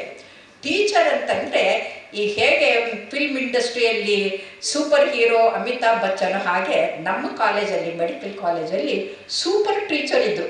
ಅದು ಯಾರು ಅಂದರೆ ಡಾಕ್ಟರ್ MK ಚನ್ನಪ್ಪ. ಅವರು ಪಾಠ ಹೇಗೆ ಮಾಡ್ತಾಯಿದ್ರು ಅಂದರೆ, FRCP ಪಾಸ್ ಮಾಡಿಕೊಂಡು ಇಂಗ್ಲೆಂಡಿಂದ ಬಂದಿದ್ದರು. ಆ ಇಂಗ್ಲೀಷ್ ಆ್ಯಕ್ಸೆಂಟ್ನಲ್ಲಿ ಪಾಠ ಮಾಡಿಕೊಂಡು, when a diabetic patient goes into coma, he is not responding to any impulses and any stimulus, but his pulse will be bounding, heart sounds will be very loud, he will be cold and clammy. When you start injecting the hypertonic glucose, he opens his eyes and says, hello doctor, how are you ಅಂತ. ಇದು ಪಾಠ ಮಾಡೋ ರೀತಿ.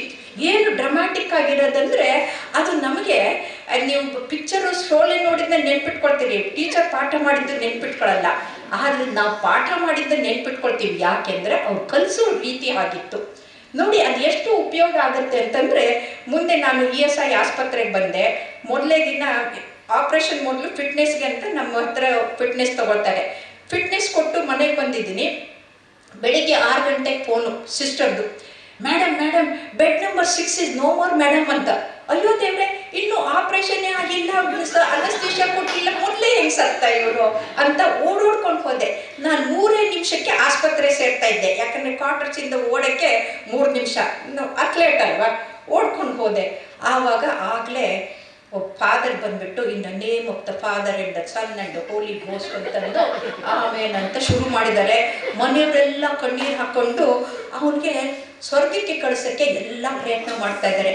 First ಹೋಗಿ pulse ನೋಡಿದೆ. ನಮ್ಮ ಗುರುಗಳು ಕಲಿಸ್ಕೊಟ್ರು. Pulse bounding pulse ಇತ್ತು, ಸತ್ತಿಲ್ಲ. ಆಸ್ಕಲ್ಟೇಟ್ ಮಾಡಿದೆ, ಹಾರ್ಟ್ ಸೌಂಡ್ಸ್ ನಾರ್ಮಲ್ಲು, ಮೈಯೆಲ್ಲ ಕೋಲ್ಡ್ ಆಗಿದೆ. ತಕ್ಷಣಕ್ಕೆ ಡಾಕ್ಟರ್ ಚನ್ನಪ್ಪ ಅವ್ರಿಗೆ ನೆನಪಾಯ್ತು. ಸಿಸ್ಟರ್ ಬ್ರಿಂಗ್ ದ ಹೈಪರ್ಟೋನಿಕ್ ಗ್ಲೂಕೋಸ್ ಅಂತಂದೆ. ಅವಳು ಓಡಾಡ್ಕೊಂಡು ಬಂದಳು. 2 3 ಸಿರಿಂಜ್ ತಗೊಂಡು ಚುಚ್ತಾ ಹೋದೆ. ಎಷ್ಟು ಅಂತಂದರೆ ಒಂದು 4 ನಿಮಿಷ ಒಂದು 3 ಆ್ಯಂಪಲ್ ಹೈಪೋಟೋನಿಕ್ ಗ್ಲುಕೋಸ್ ಕೊಡೋ ಹೊತ್ತಿಗೆ ಅವನು ಕಣ್ಣು ಬಿಟ್ಬಿಟ್ಟು, ಯಾಕೆ ಡಾಕ್ಟ್ರೆ ಇಷ್ಟು ಬೇಗನೆ ರೌಂಡ್ಸ್ ಬಂದ್ಬಿಟ್ಟಿದ್ದೀರಿ ಅಂತಂದ್ರು. ಅಂದರೆ ಕರಿಯಾದಂತ ಸರಿಯಾಗಿ ತಿಳ್ಕೊಂಡಾಗ ಅದನ್ನ ಎಷ್ಟು ಪ್ರಯೋಜನ ಆಗುತ್ತೆ ಅಂತ. ಇಷ್ಟೇ ಅಲ್ಲ, ಇಂಟರ್ನ್ಯಾಷನಲ್ ಫ್ಲೈಟಲ್ಲಿದ್ದೀನಿ, is there any doctor in the flight ಅಂತ ಅನೌನ್ಸ್ಮೆಂಟ್ ಆಯಿತು. ನಾನು ಎದ್ದು ಹೋದೆ, yes I am the doctor ಅಂತಂದೆ. ಅಲ್ಲಿ ಕರ್ಕೊಂಡು ಹೋದ್ರು. ಒಬ್ಬನು ಪೂರ್ತಿ ಚೆನ್ನಪ್ಪ ಅವ್ರು ಹೇಳಿದಾಗಲೇ ಕೋಮಾಗೆ ಹೋಗಿದ್ದಾನೆ. ಪಕ್ಕಕ್ಕೆ ಕೇಳಿದ್ರೆ ಯಾರಿಗೂ ಗೊತ್ತಿಲ್ಲ ಏನಿದೆ ಅಂತ. ಪಲ್ಸ್ ನೋಡಿದೆ, ಚೆನ್ನಾಗಿತ್ತು, ಕೋಲ್ಡ್ ಆ್ಯಂಡ್ ಕ್ಲಾಮಿ ಬಾಡಿ, ಎಲ್ಲ ನಾರ್ಮಲ್. ತಕ್ಷಣಕ್ಕೆ ಆ ಇದನ್ನಿತ್ತಲ್ಲ ಚಾಕ್ಲೇಟನ್ನು ಪೀಸ್ ಮಾಡಿಬಿಟ್ಟು ನೀರಿನಲ್ಲಿ ಒಂಥರ ಗಂಧ ತೆಯ್ದಂಗೆ ಮಾಡಿಬಿಟ್ಟು ನಾಲ್ಗೆಗೆ ಓದಿಸ್ಬಿಟ್ಟು ಇದು ಮಾಡಿದೆ, ರಿಕವರ್ ಆದರು. ಆ ನರ್ಸ್ ಇವರಿರ್ತಾರಲ್ಲ ಏರ್ ಹೋಸ್ಟೆಸ್ಸು, ಅವ್ರು ಎಷ್ಟು ಖುಷಿ ಆಗ್ಬಿಟ್ಟು ಅವನು ಸರಿಯಾಗಿದ್ದನ್ನ ನೋಡಿ ಅಂತಂದರೆ ಬಂದು ಮೊಳಕಾಲು ಊರ್ಕೊಂಡು ನನ್ನ ಪಕ್ಕಕ್ಕೆ ಕೂತ್ಕೊಂಡ್ಬಿಟ್ಟು, can I get you some tender coconut, what can I get for you ಅಂತಂತಾರೆ. ಅಂದರೆ ಒಬ್ಬರನ್ನ ಸಾಯೋದ್ರಿಂದ ಉಳಿಸಿದ್ರಲ್ಲ ಅಂತನ್ನೋದು ಅಲ್ಲಿತ್ತು. ಹಾಗಾಗಿ ಇವತ್ತಿಗೂ ಕೂಡ ನಾನು ಟ್ರೈನಲ್ಲೇ ಆಗಲಿ ಎಲ್ಲೇ ಆಗಲಿ ಚೆನ್ನಪ್ಪ ಅವ್ರು ಕಲಿಸಿದ್ದನ್ನು ಮರೀದೇ ಇರೋದ್ರಿಂದ ನಾವು ಅದನ್ನು ಅಳವಡಿಸ್ಕೊಂಡು ಬರ್ತಾ ಇದ್ದೀನಿ. ಹಾಗಾಗಿ ಅದಕ್ಕೆ ಭಾಳ ಆಚಾರ್ಯ ಅಂದರೆ ಟೀಚರ್ ಪಾಠ ಮಾಡಿಕೊಟ್ಟಿರೋದಿದೆಯಲ್ಲ ಅದು ಭಾಳ ಮುಖ್ಯ ಆಗುತ್ತೆ. ಹಾಗಾಗಿ ಆಚಾರ್ಯ ಚಾಣಕ್ಯ ಹೇಳ್ತಾರೆ, ಪ್ರತಿಯೊಬ್ಬ ವ್ಯಕ್ತಿಗೆ ಅಸೀಮವಾದಂಥ ಸಂಭಾವನೆ ಮತ್ತು ಶಕ್ತಿ ಇರುತ್ತದೆ. ಇದರಿಂದ ಪ್ರತಿಯೊಬ್ಬರೂ ತಮ್ಮ ಸಾಮರ್ಥ್ಯಕ್ಕನುಗುಣವಾಗಿ ಯಾವ ವರ್ಣದಲ್ಲಾದರೂ ಪ್ರವೇಶಿಸಿ ಪ್ರಜ್ವಲಿಸಬಹುದು ಅಂತ. ಈಗ ವರ್ಣಾಶ್ರಮ ಇಲ್ಲ, ಜಾತಿಯ ಪಿಡುಗಿನಿಂದ ಜನ ಹಾಳಾಗ್ತಾ ಇದ್ದಾರೆ.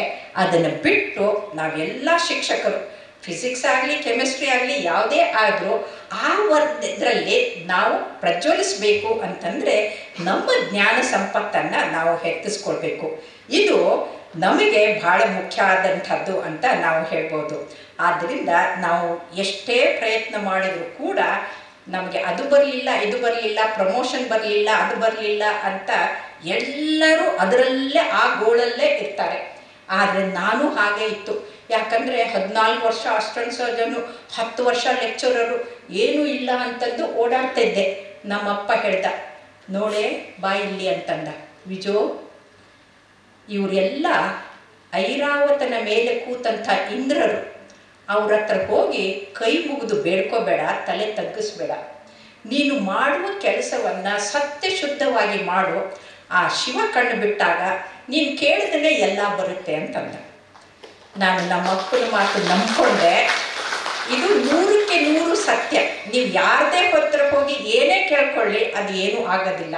ಎಲ್ಲರೂ ಮೋಸ ಮಾಡೋರೇ ಇರ್ತಾರೆ, ಆದರೆ ಪರಮಾತ್ಮ ಮಾತ್ರ ಎಂದೂ ಮೋಸ ಮಾಡೋದಿಲ್ಲ. ಅದಕ್ಕೆ ಉದಾಹರಣೆ ಅಂದರೆ, ಇಂಥ ದೊಡ್ಡ ವಿಶ್ವವಿದ್ಯಾಲಯದಲ್ಲಿ ಸ್ವತಃ ವೈಸ್ ಚಾನ್ಸಲರು ನನಗೆ ಕರೆದು ಮಾತಾಡಿ ಅಂತ ಕೇಳ್ತಾ ಇದ್ದಾರೆ ಅಂದರೆ ಇದು ಶಿವ ಕಣ್ಣು ಬಿಟ್ಟಾಗಲ್ವಾ? ಇದು ನಿಜವಾಗ್ಲೂ ಅಂದರೆ ಎಲ್ಲಿ ಜ್ಞಾನ ಇರುತ್ತಲ್ಲ ಅಲ್ಲಿಗೆ ಎಲ್ಲರೂ ಬಂದೇ ಬರ್ತಾರೆ. ಆಮೇಲೆ ನಮ್ಮದ್ರಲ್ಲೇನು tutor, lecturer, assistant professor, associate professor, additional professor ಅಂತಿರುತ್ತೆ. ಇನ್ನು ಮಹಾ ಅಂತಂದರೆ ಪ್ರೊಫೆಸರ್ ಎಮಿರೇಟಸ್ ಅಂತ ನನ್ನ ಹಾಗೆ ಯಾರೋ ಒಬ್ಬರು ಆಗ್ಬೋದು. ಯಾಕಂದರೆ ಅಷ್ಟು ಉದ್ದ ಕತ್ತೆ ಥರ ಹನುಮಂತನ ಬಾಲ ಥರ ಇರೋದ್ರಿಂದ ಕೊಟ್ಟಿರ್ತಾರೆ. ಆದರೆ ನಮ್ಮ ಭಾರತದ ಇದರಲ್ಲಿ ಎಷ್ಟರ ಮಟ್ಟಿಗೆ ಅದಕ್ಕೆ ಮಹತ್ವ ಕೊಟ್ಟಿದ್ದಾರೆ ಅಂತಂದರೆ ಜ್ಞಾನಕ್ಕೆ ಬಹಳ ಮಹತ್ವವನ್ನು ಕೊಟ್ಟಿದ್ದಾರೆ. ಇದಕ್ಕೆ ಉದಾಹರಣೆ ಅಂತಂದರೆ ನಮ್ಮ ಸನಾತನ ಧರ್ಮದಲ್ಲಿ ಈ ಸರ್ವಿಸ್ಗೆ ಮುಖ್ಯ ಇದು ಕೊಡಲ್ಲ. ಅಂದರೆ ಎಷ್ಟು ವರ್ಷ ನೀವು ಕೆಲಸ ಮಾಡಿದಿರಿ ಅದಕ್ಕೆ ಮುಖ್ಯ ಅಲ್ಲ, ಎಷ್ಟು ಜ್ಞಾನ ಇದೆ ಅಂತ ಅದ್ರ ಮೇಲೆ ಹೇಳ್ತಾರೆ. ಅದರಲ್ಲಿ ಮೊದಲಿರೋದು ಅಧ್ಯಾಪಕ ಅಂತಂದರೆ ಟೀಚರ್ ಹೂ ಗಿವ್ಸ್ ಇನ್ಫಾರ್ಮೇಷನ್, ಅಂದರೆ ಪುಸ್ತಕದಲ್ಲಿ ಏನಿರುತ್ತೋ ಅದನ್ನ ಹೇಳ್ಕೊಡೋದು. ಆದರೆ ಇವತ್ತೇನಾಗಿದೆ, ಗೂಗಲ್ ಗುರು ಬಂದಿರೋದ್ರಿಂದ ಮಕ್ಕಳು ಗೂಗಲ್ ಮಾಡಿಬಿಡ್ತಾರೆ.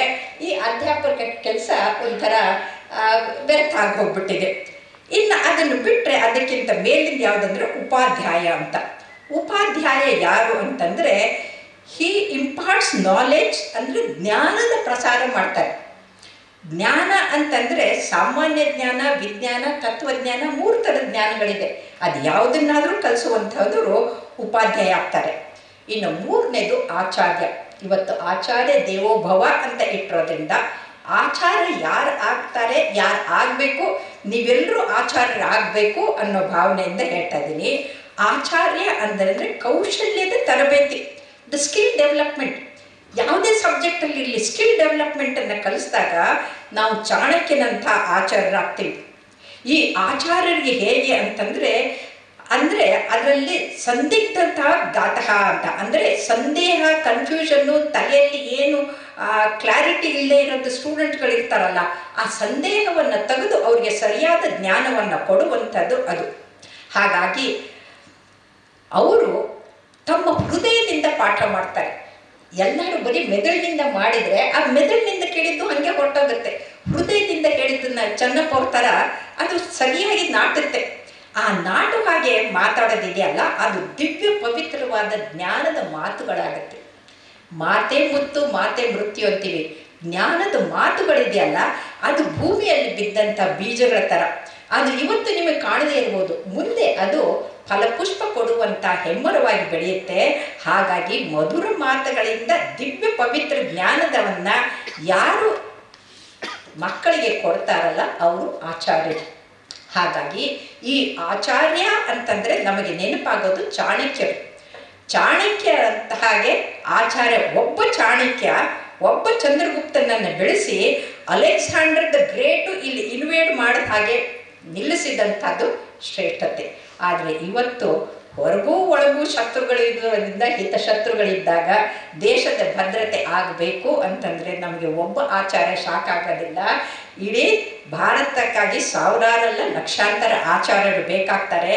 ಹಾಗಾಗಿ ಅವರ ಕನ್ಫ್ಯೂಷನ್ ಕ್ಲಿಯರ್ ಮಾಡಿ ಅವ್ರಿಗೆ ಮಾರ್ಗದರ್ಶನ ತೋರಿಸಿ ಸರಿ ತಪ್ಪಿನ ವಿವೇಚನೆಯನ್ನು ಕೊಟ್ಟು ಅವ್ರನ್ನ ಪ್ರಜ್ಞಾವಂತರಾಗಿ ಮಾಡುವಂಥ ಶಕ್ತಿ ಯಾರಿಗಿದೆ ಅಂತಂದರೆ ಅದು ಆಚಾರ್ಯರಿಗಿದೆ. ಹಾಗಾಗಿ ನೀವೆಲ್ಲರೂ ಕೂಡ ಆಚಾರ್ಯರು ಆಗ್ತೀರಿ ಅಂತನ್ನೋ ಭರವಸೆಯಿಂದ ಆಚಾರ್ಯ ದೇವೋಭವ ಅಂತ ಮಾತಾಡೋಕ್ಕೆ ನಾನು ಒಪ್ಕೊಂಡೆ. ಇನ್ನು ಮುಂದೆ ಪಂಡಿತ ಅಂದರೆ ಯಾರು? Deep insight into the subject. ಈಗ ನನಗೆ ಪೀಡಿಯಾಟ್ರಿಕ್ ಕಾರ್ಡಿಯಾಲಜಿಯಲ್ಲಿ ಡೀಪ್ ಇನ್ಸೈಟ್ ಇರೋದ್ರಿಂದ ಎಲ್ಲಿ ಹೋದಲ್ಲೆಲ್ಲ ಮರ್ಯಾದೆ. ಒಂದು ಸಲ ಇಂದೋರ್ನಲ್ಲಿ ಆಲ್ ವಿಮೆನ್ ಕಾರ್ಡಿಯಾಲಜಿ ಕಾನ್ಫರೆನ್ಸ್ ಆಗಿತ್ತು. ಮೇರಿ ಕೋಮನ್ನು ಕರೆದಿದ್ರು. ಮೇರಿ ಕೋಮನ್ನು ಕರೆದ್ರೆ ಅವಳು ಹೇಳಿದ್ಲು, my baby had a hole in the heart and the surgeon operated and I think the doctors are gods ಅಂತ ಹೇಳಿದ್ಲು. ಸಂತೋಷಪಟ್ಟರು, ಎಲ್ಲರೂ ಚಪ್ಪಾಳೆ ತಟ್ಟಿದ್ರು. ಅವ್ರು ಕೆಳಗಡೆ ಬಂದಾಗ I went to tell her, look, if you had to bring your baby to me without scar, without blood transfusion, without anaesthesia, in just 5 minutes I would have close the whole with the device ಅಂತಂದೆ. Is it so ಅಂತಂದು. ಆವಾಗ ಅವ್ಳು ಕೇಳೋದನ್ನ ನೋಡಿ ನಾನು ಹೇಳೋಕೆ ಹೋಗ್ತಾ ಇದ್ದೀನಿ ಹೇಗೆ ಡಿವೈಸ್ ಕ್ಲೋಷರ್ನ ನಾನು ಪ್ರಾರಂಭ ಮಾಡಿದೆ ಅಂತಂದು. ಅಷ್ಟೊತ್ತಿಗೆ ಬಾಡಿ ಗಾರ್ಡು ತಳ್ಳೋಕ್ಕೆ ಶುರು ಮಾಡಿದ್ರು. ಯಾರ್ದು ಮಾತಾಡ್ಸೋಕ್ಕೆ ಬಿಡಲ್ಲ. ಈಗ ನಮಗೆ ವಿ ಸಿ ಅವರು ಎಷ್ಟು ಪ್ರೀತಿಯಿಂದ ಬಂದು ಮಾತಾಡಿಸ್ಕೊಂಡು ಕರ್ಕೊಂಡ್ಬಂದರು. ಅದು ಮೇರಿ ಕೋಮ್ ಹತ್ರ ಹೋಗೋಕ್ಕೆ ಬಿಡ್ತಾ ಇಲ್ಲ. ಆಗ ಹುಡುಗಿಯರು ಹೇಳಿದ್ರು, ಮೇಡಮ್ ಛೋಡಿ ಅಣ್ಣ ಉಸ್ಕೆ ಸಾಥ್ ಕ್ಯಾ ಬಾತ್ ಕರ್ನಾ ಹೈ, ಆಪ್ ತೋ ಹಮಾರೆ ಮೇರಿ ಕೋಮ್ ಹೈ ಅಂತ. ಯಾಕಂತಂದರೆ ಫಸ್ಟು ಲೇಡಿ ಡಾಕ್ಟರ್ ಆಗಬೇಕು, ಕಾರ್ಡಿಯಾಲಜಿಸ್ಟ್ ಆಗಬೇಕಂದ್ರೆ ಯಾರೂ ಗಂಡಸರು ಹೆಜ್ಜೆ ಇಡಕ್ಕೆ ಬಿಡದಂಥವ್ರು ತುಳಿತಾ ಇರ್ತಾರೆ. ಎಷ್ಟು ಮಟ್ಟಿಗೆ ತುಳಿತಾರೆ ಅಂದರೆ ನರ್ಸಸ್ಸು ಆಯಾಗಳಿಗೆ ನಾನು ಒಂದು ಡ್ಯೂಟಿ ರೂಮ್ ಇಲ್ಲ, ಲೇಡೀಸ್ ರೂಮ್ ಇಲ್ಲ, ಟಾಯ್ಲೆಟ್ ಇಲ್ಲ, ಅಂಥದ್ರಲ್ಲಿ ಬರಬೇಕು ಅಂತಂದರೆ ಆಗಿನ ಕಾಲದಲ್ಲಿ 1998ರಲ್ಲಿ ಪ್ರಥಮ ಡಿವೈಸ್ ಕ್ಲೋಷರ್ ಮಾಡಿ ವಿಶ್ವ ದಾಖಲೆಗಳನ್ನ ಮಾಡಬೇಕಂದ್ರೆ ಎಷ್ಟು ಶ್ರಮ ಮತ್ತು ಶ್ರದ್ಧೆ ಬೇಕಾಗುತ್ತೆ ಅನ್ನೋದನ್ನ ನಾವು ಅರ್ಥ ಮಾಡ್ಕೋಬೇಕು. ಯಾಕಂತಂದರೆ ಆ ಪಾಂಡಿತ್ಯ ಬಂದಾದ್ದರಿಂದ ನಾವು ಸಮಾಜಕ್ಕೆ ಒಳಿತು ಮಾಡ್ಬೋದು. ಹಾಗಾಗಿ ಒಂದು ಮಗುಗೆ ಹಾರ್ಟಲ್ಲಿ AST ಅಂತ ಹೋಲಿತ್ತು, ಅದನ್ನು ಡಿವೈಸ್ ಹಾಕಿ ಮುಚ್ಚಿದ್ದೆ. ಸುಮಾರು ವರ್ಷದ ಮೇಲೆ ಮರೆತು ಬಿಟ್ಟಿದ್ದೆ, ಹೆಸರು ಈಗ ನೆನಪಾಗುತ್ತೆ. ಯಾವುದು ಆ ಹುಡುಗಿ 96.8% ಸ್ಕೋರ್ ಮಾಡಿಬಿಟ್ಟು ಮೈಸೂರು ಮೆಡಿಕಲ್ ಕಾಲೇಜ್ನಲ್ಲಿ ಸೀಟ್ ತಗೊಂಡು ಡಾಕ್ಟರ್ ಆದರು. ಅಂದರೆ ನಾವು ಮಾಡುವಂಥದ್ದು ಉತ್ತಮ ಕೆಲಸ ಇದೆಯಲ್ಲ, ಅದು ಪಾಂಡಿತ್ಯದಿಂದ ಬರುತ್ತೆ. ಅದಕ್ಕೆ ಲಲಿತಾ ಸಹಸ್ರನಾಮದಲ್ಲಿ ಇಚ್ಛಾಶಕ್ತಿ, ಜ್ಞಾನಶಕ್ತಿ, ಕ್ರಿಯಾಶಕ್ತಿ. ನಿಮಗೆ ಮಾಡಬೇಕು ಅನ್ನೋ ಇಚ್ಛೆ ಇರಬೇಕು, ಹೇಗೆ ಮಾಡಬೇಕು ಅನ್ನೋ ಜ್ಞಾನ ಇರಬೇಕು, ಯಾವ ಥರ ಆ ಜ್ಞಾನವನ್ನು ಬಳಸಿ ಉತ್ತಮ ಸ್ಕಿಲ್ ಬೆಳ್ಕೋಬೇಕು ಅನ್ನೋದು ಅದು ಕ್ರಿಯಾಶಕ್ತಿ. ಆ 3 ಶಕ್ತಿಗಳಿದ್ದಾಗ ನಾವು ಉತ್ತಮವಾದಂಥ ಪಂಡಿತರು ಆಗ್ತೀವಿ ಅಂತ. ಆಮೇಲೆ ಇನ್ನೊಂದನ್ನು ಮರ್ತಿದ್ದೆ, ನಮ್ಮ ಡಾಕ್ಟರ್ ವೀಣಾ ತಿರುಮಲಾಚಾರ್ಯ ಹೇಳಿದರು, ಇದಕ್ಕೆ ದೇಶಿಕ ಅನ್ನೋದನ್ನು ಸೇರಿಸ್ಬೇಕು ಅಂತ ಹೇಳಿದರು. ಆ ದೇಶಿಕ ಅಂದರೆ ರಾಜನೀತಿ ಸ್ಮೃತಿ ಶಾಸ್ತ್ರಗಳ ಪಾಂಡಿತ್ಯ ಇರುವಂಥವರು, ನಿರ್ಮಲ ಮನಸ್ಸು ಉಳ್ಳಂಥವರು, ವೇದ್ಯಾಧ್ಯಯನದಲ್ಲಿ ನಿಪುಣರಾಗಿ ಪಂಡಿತರು ಆಗಿ ಪ್ರತಿಯೊಬ್ಬರು ಕೂಡ ಸದ್ಗುಣಗಳನ್ನು ಅವರಲ್ಲಿ ತುಂಬಿ ಆ ಶಿಷ್ಯರನ್ನ ಅವ್ರ ಮಟ್ಟಕ್ಕೆ ಇಳಿದು ಅವರನ್ನ ಮೇಲೆ ಎತ್ತುವಂಥ ಕೆಲಸ ಇದೆಯಲ್ಲ, ಇದನ್ನ ಮಾಡುವಂಥವರು ಈಗ ಸುತ್ತೂರು ಮಠದ ಹಿಂದಿನ ಸ್ವಾಮಿಗಳು ದೇಶಿಕಾಚಾರ್ಯ ಅಂತಾಗಿದ್ರು. ಹಾಗಾಗಿ ಈ ದೇಶಿಕಾಚಾರ್ಯ ದೇಶಿಕೇಂದ್ರ ಅನ್ನೋದು ಬರೋದು ಯಾವಾಗ ಅಂತಂದ್ರೆ ಆ ಭಕ್ತರ ಮಟ್ಟಕ್ಕೆ ಇಳಿದು ಅವರನ್ನು ಮೇಲೆ ಎತ್ತುವಂಥದ್ದಿದೆಯಲ್ಲ, ಅದು ಅತ್ಯಂತ ಉತ್ತಮವಾದಂಥದ್ದು ವಿಚಾರ. ಇನ್ನು ಪಾಂಡಿತ್ಯ ದೇಶಿಕಾಚಾರ್ಯ ಆದಮೇಲೆ ಇವತ್ತಿಗೆ ನಾವು ಗುರು ಅಂತ ದೃಷ್ಟ ಅಂತ ಬರುತ್ತೆ. ದೃಷ್ಟ ಅಂದರೆ ವಿಷನ್ ಆ್ಯಂಡ್ ಮಿಷನ್ ಇಟ್ಕೊಂಡ್ಬಿಟ್ಟು ಆ ಮಕ್ಕಳಿಗೆ ಗುರು ಇಟ್ಕೊಂಡು ಈ ದಿಕ್ಕಿನಲ್ಲಿ ಹೋಗಿ ಅಂತ ತೋರಿಸ್ಕೊಡೋದಿದೆಯಲ್ಲ, ಅದು ಅವರು ದೃಷ್ಟ ಆಗ್ತಾರೆ. ಇದನ್ನ ಎಷ್ಟೋ ಜನ ಮಾಡೋದಿಲ್ಲ. ಇಲ್ಲಿ ಇಷ್ಟೇ ಜನ ಬಂದಾಗ ಬೇರೆಯವ್ರು ಯಾರಾದ್ರೂ ಬೇಜಾರು ಮಾಡ್ಕೊಂಡ್ರು, ಏನಪ್ಪ ಇಷ್ಟು ದೊಡ್ಡ ಸರ್ವಪಳ್ಳಿ ರಾಧಾಕೃಷ್ಣನವ್ರು ಇದಕ್ಕೆ ಇಷ್ಟೇ ಜನ ಬಂದಿದ್ದಾರಲ್ಲ ಅಂತ. ನಾನು ಬೇಜಾರು ಮಾಡ್ಕೊಳ್ಳಿಲ್ಲ. ಯಾಕೆ ಅಂತಂದರೆ ದ.ರಾ. ಬೇಂದ್ರೆ ಅವರಿಗೆ ಜ್ಞಾನಪೀಠ ಪ್ರಶಸ್ತಿ ಬಂದಿತ್ತು. ಆವಾಗ ಸನ್ಮಾನ ಇಟ್ಕೊಂಡಿದ್ರು, ಜನನೇ ಬಂದಿರಲಿಲ್ಲ. ಕಿಡಿಗೇಡಿಗಳು ಪತ್ರಕರ್ತರು ಕೆಲವರು ಇರ್ತಾರಲ್ಲ, ಆ ಹುಡುಗ ಬಂದ್ಬಿಟ್ಟು, ಅಜ್ಜವ್ರ ಏನ್ರಿ ನೀವು ಹಾಡುವಾಗ ಕುಣಿಯುವಾಗ ಹುಬ್ಬಳ್ಳಿಯವ ಅನ್ನುವಾಗ ಇಷ್ಟು ಜನ ಸೇರ್ತಾರೆ, ಇವತ್ತು ನಿಮ್ಗೆ ಸನ್ಮಾನಕ್ಕೆ ಯಾರು ಜನನೂ ಬಂದಿಲ್ಲಲ್ರಿ ಅಂತಂದ್ರಂತೆ. ಅದಕ್ಕೆ ಅವ್ರು ಹೇಳಿದ್ರಂತೆ, ನೋಡಪ್ಪ ತಮ್ಮ ಬಾಯಿಲ್ಲಿ, ಎಷ್ಟು ಲಕ್ಷ ಜನ ಬಂದರು ಅನ್ನೋದು ಮುಖ್ಯ ಅಲ್ಲ, ಎಷ್ಟು ಲಕ್ಷ ಕೊಟ್ಟು ಕೇಳುವವ್ರು ಬಂದಿದ್ದಾರೆ ಅನ್ನೋದು ಮುಖ್ಯ ಆಗತ್ತೆ ಅಂತ. ಹಾಗಾಗಿ ಲಕ್ಷ ಕೊಟ್ಟು ಕೇಳುವಂಥವ್ರು ಬಂದಿದ್ದಾರಲ್ಲ, ಅವ್ರಿಗೆ ಪಾಠ ಮಾಡಿ ಗುರಿ ಅಂದರೆ ಮುಂದೆ ಅವ್ರಿಗೆ ಮಿಷನ್ ಇರಬೇಕು, ಗುರಿ ಇರಬೇಕು, ಹಿಂದೆ ಗುರು ಇರಬೇಕು ಅಂತ ತೋರಿಸ್ಕೊಡುವಂಥವ್ರಿಗೆ ದೃಷ್ಟ ಅಂತ ಕರೀತಾರೆ. ಇನ್ನು ಕೊನೆಯದಾಗಿ ಗುರು ಯಾರು ಅಜ್ಞಾನದ ಅಂಧಕಾರದಿಂದ ಜ್ಞಾನದ ಸುಜ್ಞಾನದ ಬೆಳಕಿನ ಕಡೆಗೆ ಕರ್ಕೊಂಡು ಹೋಗುವಂಥ ಸದ್ಬುದ್ಧಿಯ ಜ್ಞಾನದ ಅರಿವನ್ನು ಮೂಡಿಸ್ತಾರಲ್ಲ, ಬೆಳಕನ್ನು ತೋರಿಸ್ತಾರಲ್ಲ, ಅವ್ರಿಗೆ ಗುರು ಅಂತಂತೀವಿ. ಗುರುಗಳಿಗೆ 3 ಥರದ ಗುರುಗಳಿರ್ತಾರೆ. ಶಿಕ್ಷಾ ಗುರು, ಆಮೇಲೆ ದೀಕ್ಷಾ ಗುರು, ಮೋಕ್ಷಾ ಗುರು. ನಾವೆಲ್ಲರೂ ಕೂಡ ಶಿಕ್ಷಾ ಗುರುಗಳಾಗ್ಬೋದು, ಆದರೆ ದೀಕ್ಷಾ ಗುರು ಆಗೋಕ್ಕೆ ಸ್ವಾಮಿಗಳಾಗಬೇಕು, ಸನ್ಯಾಸಿ ಆಗಬೇಕು. ಮೋಕ್ಷಾ ಗುರು ಆಗಬೇಕಂದ್ರೆ ಆ ಸ್ಥಿತಿಗೆ ಇರಬೇಕು. ಯಾರಾದರೂ ಈ 3 ಇದ್ದದ್ದನ್ನು ಯಾರಾದರೂ ನೋಡಿದ್ದೀರಾ? ನೀವು ನೋಡಿದ್ದೀರಾ? ನಾನು ನೋಡಿದ್ದೀನಿ. ಅವರಿಂದ ಆಶೀರ್ವಾದ ಪಡ್ಕೊಂಡು ಗುರು ಭಕ್ತಿ ಸಂಪನ್ನೆ ಅಂತ ಅವ್ರ ಕಡೆಯಿಂದನೇ ನಾನು ಆಶೀರ್ವಾದ ಪಡೆದಿದ್ದೀನಿ. ಅವ್ರು ಯಾರೂ ಅಲ್ಲ, 111 ವರ್ಷ ಬದುಕಿ 9 ರಿಂದ 10 ಸಾವಿರ ಮಕ್ಕಳಿಗೆ ಅಕ್ಷರ ಆಹಾರ ಆಸರೆ ಕೊಟ್ಟಂಥ ಸಿದ್ಧಗಂಗಾ ಸ್ವಾಮೀಜಿಗಳು. ಅವರು ಶಿಕ್ಷಾಗುರು ಆಗಿದ್ದರು. ಯಾಕಂದರೆ ಸಂಸ್ಕೃತ, ಗಣಿತ ಮತ್ತು ವಿಜ್ಞಾನ ಈ 3ನ್ನ 85 ವರ್ಷ ಪಾಠ ಮಾಡಿದ್ದಾರೆ. 85 ವರ್ಷ ಪಾಠ ಇದು. ನಾವು ಸಾಮಾನ್ಯವಾಗಿ ಎಲ್ಲರೂ 30-40, ಹೆಚ್ಚಾಗಿ ನಂತರ ಆದರೆ 46 ವರ್ಷ ನಾನು ಇನ್ನೂ ಪಾಠ ಮಾಡ್ತೀನಿ, ಆಲ್ ದ ಏಮ್ಸ್ಗಳಿಗೆ ಹೋಗಿ ಪಾಠ ಮಾಡ್ತೀನಿ. ಆದರೆ 85 ವರ್ಷ ಶಿಕ್ಷಣ ಕೊಟ್ಟರು ಅಂಥದ್ದು ಯಾರಾದರೂ ನೋಡಿದರೆ ಅವರು. ಹಾಗಾಗಿ ಅವರು ದೀಕ್ಷೆನೂ ಕೊಡ್ತಾಯಿದ್ರು. ಅವರು ಪೂಜೆ ಮಾಡೋದನ್ನು ನಾನು ಬೆಳಗ್ಗೆ 4 ಗಂಟೆಗೆ ಹೋಗಿ ನೋಡಿದ್ದೀನಿ. ಅದು ಒಂಥರ ದಿವ್ಯವಾದಂಥ ಸ್ವರೂಪ. ಹಾಗಾಗಿ ಶಿಕ್ಷಾಗುರು, ದೀಕ್ಷಾಗುರು, ಮೋಕ್ಷಾಗುರು ಈ 3ಕ್ಕೂ ಯಾರು ಅಂತಂದರೆ ನಮ್ಮ ಸಿದ್ಧಗಂಗಾ ಸ್ವಾಮಿಗಳು. ಹಾಗಾಗಿ ಅವ್ರು ಹಾಗೆ ನಾವು ಆಗಬೇಕು ಅಂತಂದರೆ ನಮ್ಮಲ್ಲಿ ಕೂಡ ಸೇವಾ ಭಾವನೆ ಬರಬೇಕಾಗತ್ತೆ. ಹಾಗಾಗಿ ಇವತ್ತಿಗೆ ಏನಾಗಿದೆ ದುರಂತ ಅಂತಂದರೆ ಸರ್ವಜ್ಞ ಹೇಳಿದ ಹಾಗೆ ಆಗ್ತಾ ಇದೆ. ಹಿರಿತನವು ಹೇಡಿಂಗೆ ಅಂದರೆ ಯಾರು ಹೇಡಿಗಳಾಗಿದ್ದಾರಲ್ಲ ಅವ್ರಿಗೆ ಹಿರಿತನ ಬಂದ್ಬಿಟ್ಟಿದೆ. ಅವರೇ ನಮ್ಮನ್ನು ಆಳ್ತಾ ಇದ್ದಾರೆ. ನಾಡ ನೀಚಂಗೆ ದೊರಕಿದರೆ ಅಂತಂದರೆ ಅತ್ಯಂತ ನೀಚವಾದಂಥ ವ್ಯಕ್ತಿಗೆ ಕೊಟ್ಟರೆ ಧರೆಗೆಲ್ಲ ಕೆಡಗು ಸರ್ವಜ್ಞ ಅಂತ. ನೀಚರು ಮೇಲೆ ಕೂತ್ಕೊಂಡು ನಿಮ್ಮನ್ನು ಆಳ್ತಾ ಇದ್ದರೆ ಅದು ಧರೆಗೆ ಅನ್ಯಾಯ ಆಗುತ್ತೆ. ಅಂಥ ಮಕ್ಕಳು ಬರಬಾರ್ದು ಅಂತಂದರೆ ಆ ಮಕ್ಕಳಿಗೆ ಸನ್ಮಾರ್ಗದಲ್ಲಿ ನಡೆಸಿ ಅವರಲ್ಲಿ ಸದ್ಭಕ್ತಿ ಸದ್ವಿಚಾರವನ್ನು ತುಂಬಿ ಸತ್ಪ್ರಜೆಗಳನ್ನು ಮಾಡುವಂಥ ಶಕ್ತಿ ಕೇವಲ ಇಬ್ಬರಿಗೆ, ಒಂದು ತಂದೆ ತಾಯಿಗಳಿಗೆ, ಅದು ಬಿಟ್ಟರೆ ಗುರುಗಳಿಗೆ. ಹಾಗಾಗಿ ನಿಮ್ಮ ಮಹತ್ವ ಎಷ್ಟು ಅನ್ನೋದನ್ನ ನೀವು ಅರ್ಥ ಮಾಡ್ಕೊಳ್ಬೇಕಾಗತ್ತೆ. ಯಾಕಂತಂದರೆ ಮೊದಲು ಯಥಾ ರಾಜ ತಥಾ ಪ್ರಜಾ ಅಂತ ಇದ್ರು. ಆದರೆ ಇವತ್ತೇನಾಗಿದೆ ಅಂದರೆ ಯಥಾ ಪ್ರಜಾ ತಥಾ ರಾಜ. ನೀವು ಯಾವ ಥರದ ಪ್ರಜೆಗಳನ್ನು ಬೆಳೆಸ್ತಾ ಇದ್ದೀರಲ್ಲ ಅವ್ರು ಓಟ್ ಹಾಕ್ತಾರೆ. ಅವರೇನು ಬಿಟ್ಟಿ ಭಾಗ್ಯಕ್ಕೆ ಕೈ ಒಡ್ಡಿ ವೋಟ್ ಹಾಕ್ತಾರೋ, ಯಾವುದಕ್ಕೆ ಹಾಕ್ತಾರೋ? ಯಾಕಂದರೆ ತಾವು ಬಿಕಾರಿಗಳು ಆಗುವಂಥ ಮಕ್ಕಳನ್ನ ಬೆಳೆಸ್ತೀರೋ ಅಥವಾ ನೀವು ಇಡೀ ವಿಶ್ವಕ್ಕೆ ಮಾದರಿ ಆಗುವಂಥ ಅಬ್ದುಲ್ ಕಲಾಂ ಅವರಂಥ ಮಕ್ಕಳನ್ನು ಮಾಡ್ತೀರೋ ಅನ್ನೋದು ಅದು ನಿಮ್ಮ ಕೈಯಲ್ಲಿದೆ. ಹಾಗಾಗಿ ಇವತ್ತಿಗೆ ನಾವು ನಿಜವಾಗ್ಲೂ ವಿದ್ಯೆ, ಅದರ ಜೊತೆಗೆ ನಾವು ಬದುಕೋದು ಹೇಗೆ ಅಂತ ಕಲಿಬೇಕು ಅಂತಂದರೆ ಇದಕ್ಕೆ ಸಂಸ್ಕೃತದಲ್ಲಿ ಸುಭಾಷಿತ ಇದೆ, ವಿದ್ಯಾ ದದಾತಿ ವಿನಯಂ ವಿನಯಂ ದ್ಯಾತಿ ಪಾತ್ರಿತಾಂ ಪಾತ್ರತ್ವಾತ ಧನಂ ಅಪ್ತೋನ್ ಇದೆ ಧನ ಧರ್ಮ ತತಃ ಅಂತ. ಅಂದರೆ ವಿದ್ಯೆಯಿಂದ ವಿನಯ ಬರಬೇಕು, ವಿನಯದಿಂದ ವ್ಯಕ್ತಿತ್ವ ವಿಕಸನ ಆಗುತ್ತೆ, ವ್ಯಕ್ತಿತ್ವ ವಿಕಸನದಿಂದ ಹಣ ಬರುತ್ತೆ. ಎಷ್ಟು ನಾವು ಒಳ್ಳೆಯವರಾಗ್ತೀವೋ ಅಷ್ಟು ಕೊಡ್ತಾರೆ. ಹಣದಿಂದ ನಾವು ಧರ್ಮದ ಕಾರ್ಯ ಮಾಡಬೇಕು, ಇನ್ನೊಬ್ಬರಿಗೆ ಕೊಟ್ಟು ಅವ್ರಿಗೆ ಸಹಾಯ ಮಾಡುವಂಥವ್ರಾಗಬೇಕು. ಅದರಿಂದ ನಮಗೆ ಸುಖ ತೃಪ್ತಿ ಸಿಕ್ಕತ್ತೆ ಅಂತ ಇವತ್ತು ವೈಜ್ಞಾನಿಕವಾಗಿ ಗೊತ್ತಾಗಿದೆ. ನಾವು ಎಷ್ಟು ಕೊಡ್ತೀವೋ, ಎಷ್ಟು ಸಹಾಯ ಮಾಡ್ತೀವೋ, ಎಷ್ಟು ಜನರ ಕಣ್ಣೀರು ಒರೆಸ್ತೀವೋ ಅಷ್ಟು ನಮ್ಮ ಮೆದುಳಿನಿಂದ ಆಕ್ಸಿಟೋಸಿನ್ ಉತ್ಪತ್ತಿ ಆಗುತ್ತೆ, ಸಮಾಧಾನ ತೃಪ್ತಿ ಬರುತ್ತೆ. ಆದರೆ ಬೇಕು ಬೇಕು ಅನ್ನೋ ಭಿಕಾರಿಗಳಿಗೆ ಅದು ಸಾಕು ಅನ್ನೋದೇ ಇಲ್ಲ. ಯಾವಾಗ ನೀವು ಕೊಡು ಕೈ ಹಾಕ್ತೀರಲ್ಲ ಆವಾಗ ಸಾಕು ಸಾಕು ಅನ್ನೋರು ಸಾಹುಕಾರರಾಗ್ತಾರೆ.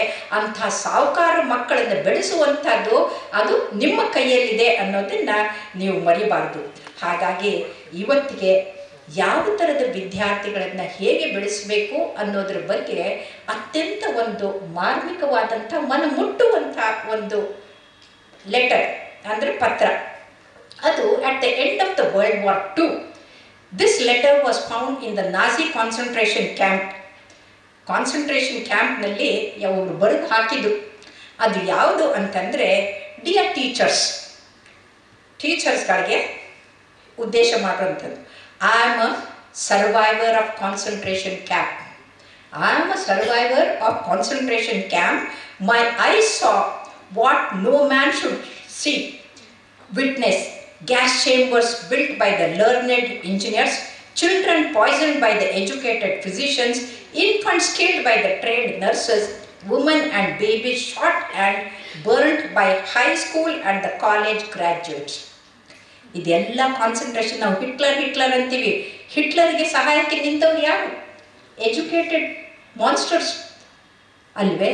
ಹಾಗಾಗಿ ಅವ್ರು ಹೇಳ್ತಾರೆ, so I am suspicious of the education. My request is help your students to become humans. ಮೊದಲು ನೀವು ಮಾಡಬೇಕಾಗಿದ್ದು ಯಾವುದು ಅಂದರೆ, ಏನಾದರೂ ಆಗು ಮೊದಲು ಮಾನವನಾಗು ಅಂತ ಹೇಗೆ ಕಾವ್ಯಾನಂದ ಸಿದ್ಧ ಅಪ್ಪಾಜಿಯವರು ಹೇಳಿದಾರಲ್ಲ, ಪುರಾಣಿಕ ಅಪ್ಪಾಜಿಯವರು, ಹಾಗೆ ಅವರನ್ನು ಮನುಷ್ಯರನ್ನಾಗಿ ಮಾಡೋ ಕಡೆಗೆ ಇದು ಮಾಡಬೇಕು. ಇಲ್ಲ ಅಂತಂದರೆ ಅವರು learned monsters, skilled psychopaths, educated illiterates, reading, writing and are important only if they serve towards the making of the children and more humane ಅಂತ. ಅವರು ಎಜುಕೇಟೆಡ್ ಮಾನ್ಸ್ಟರ್ಸು ಫೂಲ್ಸು ಆಗಬಾರ್ದು ಅಂತಂದರೆ ಆ ಮಕ್ಕಳಲ್ಲಿ ನೈತಿಕ ಮೌಲ್ಯಗಳನ್ನು ತುಂಬಿ ಅವರನ್ನು ಉತ್ತಮ ಪ್ರಜೆಗಳನ್ನು ಮಾಡುವ ಶಕ್ತಿ ಟೀಚರ್ಸ್ಗಳಿದೆ. ಹಾಗಾಗಿ somewhere the teachers R failed in their duty ಅಂತ. ಈಗ ಮಕ್ಕಳು ಸರಿ ಇಲ್ಲ, ಹಾಳಾಗ್ತಾ ಇದ್ದಾರೆ, ದಿಢೀರಂತ ಸಾಯ್ತಾ ಇದ್ದಾರೆ. ಯಾಕೆ ಸಾಯ್ತಾ ಇದ್ದಾರೆ ಅಂತ ಮಾಡೋದ್ರಲ್ಲಿ ಡ್ರಗ್ ಅಡಿಕ್ಟ್ ಆಗಿ ಸಾಯ್ತಾ ಇದ್ದಾರೆ. ಡ್ರಗ್ ತಗೊಂಡೋಗಿ ಸಾಯ್ತಾ ಇದ್ದರೆ ಅದಕ್ಕೆ ಟೀಚರ್ಸ್ ಯಾಕೆ?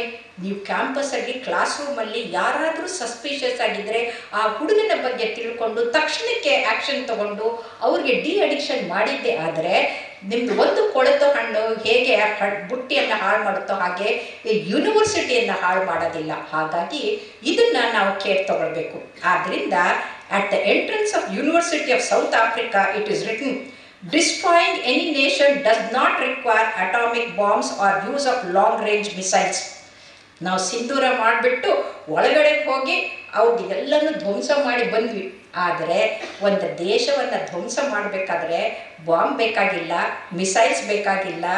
ಏನು ಅಂತಂದರೆ it requires only lowering the quality of education. ನೀವು ಏನು ಕ್ವಾಲಿಟಿ ಎಜುಕೇಷನ್ ಕೊಡ್ತಾ ಇದ್ದೀರಲ್ಲ ಅದನ್ನ ಕಡಿಮೆ ಮಾಡಿ. ನೀವು ಅಲ್ಲಿ ಚೀಟಿಂಗ್ ಮಾಡೋಕ್ಕೆ ಬಿಟ್ಟು ಅವ್ರಿಗೆ ಇದು ಮಾಡೋಕ್ಕೆ ಬಿಟ್ಟರು ಅಂತಂದರೆ ಅದು ತಾನಾಗೆ ಆ ದೇಶ ಧ್ವಂಸ ಆಗಿ ಹೋಗ್ಬಿಡುತ್ತೆ. ಇವತ್ತು ಬಿಹಾರ್ ಯಾಕೆ ಹಾಗಾಗಿದೆ ಅಂತಂದರೆ ಅಲ್ಲಿ ಲಾಲು ಪ್ರಸಾದ್ ಅವ್ರ ಮಕ್ಕಳು ಎಲ್ಲರಿಗೂ ಫೇಲ್ ಆದವ್ರನ್ನ ಪಾಸ್ ಮಾಡಿ ಅವರು ಮೇಲೆ ಬಂದಿದ್ದಾರೆ. ಅಂದರೆ ಯಾರು ನಿಮ್ಮನ್ನು ಆಳ್ತಾರೆ ಅಂದರೆ ಫೇಲ್ ಆದವರು ನಿಮ್ಮನ್ನು ಆಳ್ತಾ ಇದ್ದರೆ ನಿಮ್ಗೆ ಯಾವ ಥರದ ಆಳ್ಕೆ ಬರುತ್ತೆ? ಅದಕ್ಕೆ ಹೇಳ್ತಾರೆ, it only requires lowering the quality of education and allowing cheating in the exam by the students. The patients die at the hands of such doctors. The buildings collapse at the hands of such engineers. Britishers ಕಟ್ಟಿದಂಥ bridges ಇನ್ನೂ ಇದೆ, ಆದರೆ ಈಗ ತಾನೇ under construction ಇರೋ ಬ್ರಿಡ್ಜ್ಗಳು ಕುಸಿದು ಹೋಗ್ತಾ ಇದೆ. ನಮ್ಮ ದೊಡ್ಡಪ್ಪ ಆಲ್ಮಟ್ಟಿ, ಘಟಪ್ರಭಾ, ಮಲಪ್ರಭಾ, ನಾರಾಯಣಪುರ ಎಷ್ಟು ಕಟ್ಟಿದ್ರು, ಎಲ್ಲ ಚೆನ್ನಾಗಿದೆ. ಆದರೆ ಇವತ್ತು ಕಟ್ಟಿರೋದು ಅಲ್ಲಲ್ಲೇ ಬಿದ್ದು ಹೋಗ್ತಾ ಇದೆ. Money is lost at the hands of such economist, accountants. Humanity dies at the hands of such religious scholars. ಭಾಳ ಪಂಡಿತರು ರಿಲಿಜನ್ನಲ್ಲಿ ಇದು ಮಾಡಿದಂಥವ್ರು ತಲೆ ಕೆರಳಿಸುವಂಥ ಮಾತನ್ನು ಆಡಿ ಮಕ್ಕಳನ್ನು ಒಂಥರ ತಾಲಿಬಾನ್ಗಳ ಥರ ಟೆರರಿಸ್ಟ್ ಮಾಡುವಂಥ ಟೀಚರ್ಸ್ಗಳು ಯಾವತ್ತೂ ಆಗಬಾರ್ದು. Justice is lost at the hands of such judges. The collapse of education is the collapse of nation. ಎಲ್ಲಿ ಎಜುಕೇಷನ್ ಕೊಲ್ಯಾಪ್ಸ್ ಆಗುತ್ತೋ ಅಲ್ಲಿ ಇಡೀ ದೇಶ ಕೊಲ್ಯಾಪ್ಸ್ ಆಗುತ್ತೆ ಅಂತ ಹೇಳ್ತಾರೆ. ಹಾಗಾಗಿ ಈ ಥರ ದೇಶ ಕೊಲ್ಯಾಪ್ಸ್ ಆಗುವಂಥ ಸ್ಥಿತಿ ಬರಬಾರ್ದು ಅಂತ ನ್ಯಾಷನಲ್ ಎಜುಕೇಷನ್ ಪಾಲಿಸಿಯನ್ನು ತಂದರು. ಬ್ರಿಟಿಷರ್ಸ್ ಬರೋ ಮೊದಲು ಲಾರ್ಡ್ ಮೆಕ್ಯಾಲೆ ಬಂದರು 1932ನಲ್ಲಿ. ಅವರು ಫೆಬ್ರವರಿ 28 ಬ್ರಿಟಿಷ್ ಅಸೆಂಬ್ಲಿಯಲ್ಲಿ ಮಾತಾಡ್ತಾ ಹೇಳ್ತಾರೆ, I have gone through the length and breadth of India. I have not seen a single beggar. I have not seen a single liar. I have not seen a single thief ಅಂತ. ಆದರೆ ಇವತ್ತು ಎಲ್ಲ ಕಳ್ಳರು, ಎಲ್ಲ ಸುಳ್ಳರು, ಎಲ್ಲ ಇದು. ಕಾರಣ ಏನು? Teaching is the responsibilities teachers. ನಾವು ರಾಜಕಾರಣಿಗಂತ ಬೆರಳು ಮಾಡಿದರೆ ಅವ್ರನ್ನ ಮಾಡಿದವ್ರು ಯಾರು? 3 ಬೆರಳು ನಮ್ಮ ಕಡೆಗಿದೆ. ಹಾಗಾಗಿ ನಾವು ಇವತ್ತು ಅದನ್ನು ನೋಡ್ಕೋಬೇಕು. ಹಾಗಾಗಿ there is no other profession in the world that is more important to the society than that of a teacher ಅಂತ ಭಾರತ ರತ್ನ ಅಬ್ದುಲ್ ಕಲಾಂಜಿ ಹೇಳ್ತಾರೆ. ಅದು 100ಕ್ಕೆ 100 ಸತ್ಯ. ಅದಕ್ಕೆ ನಾನು ಇನ್ನೊಂದು ಸೇರಿಸ್ತೀನಿ, ಡಾಕ್ಟರ್ಸ್ನ ಕೂಡ ಅದ್ರ ಜೊತೆಗೆ ಸೇರಿಸ್ತೀನಿ, ಟೀಚರ್ ಜೊತೆಗೆ ಡಾಕ್ಟರ್ಸ್ನ ಕೂಡ ಸೇರಿಸ್ತೀನಿ. ಹಾಗಾಗಿ ಉತ್ತಮವಾದಂಥ ಟೀಚರ್ಸು ಹೇಗಿರಬೇಕು ಅಂತ ನಾವು ಪಾಶ್ಚಾತ್ಯರಿಂದ ಕಲಿಬೇಕಾಗಿಲ್ಲ. We don't have to learn from them. ನಮ್ಮಲ್ಲೇ ಸಹಸ್ರಾರು ವರ್ಷದ ಹಿಂದೆ ತಮಿಳುನಾಡಿನ ತಿರುವಲ್ಲೂರವರ ಪ್ರಕಾರ ಟೀಚರ್ಗಳಿಗೆ ಇರಬೇಕಾದಂಥ, ಆಚಾರ್ಯರಿಗೆ ಇರಬೇಕಾದಂಥ ಗುಣಗಳು ಯಾವುದು ಅಂದರೆ ಸಹಾನುಭೂತಿ, ಎಂಪತಿ. ಆ ಮಕ್ಕಳು ಬಂದಿದ್ದಾರೆ ಅಂದರೆ ಹೊಡೆಯೋದು, ಬಡಿಯೋದು, ಬೇಯೋದು, get out of my class ಐಸೆ ಅಲ್ಲ.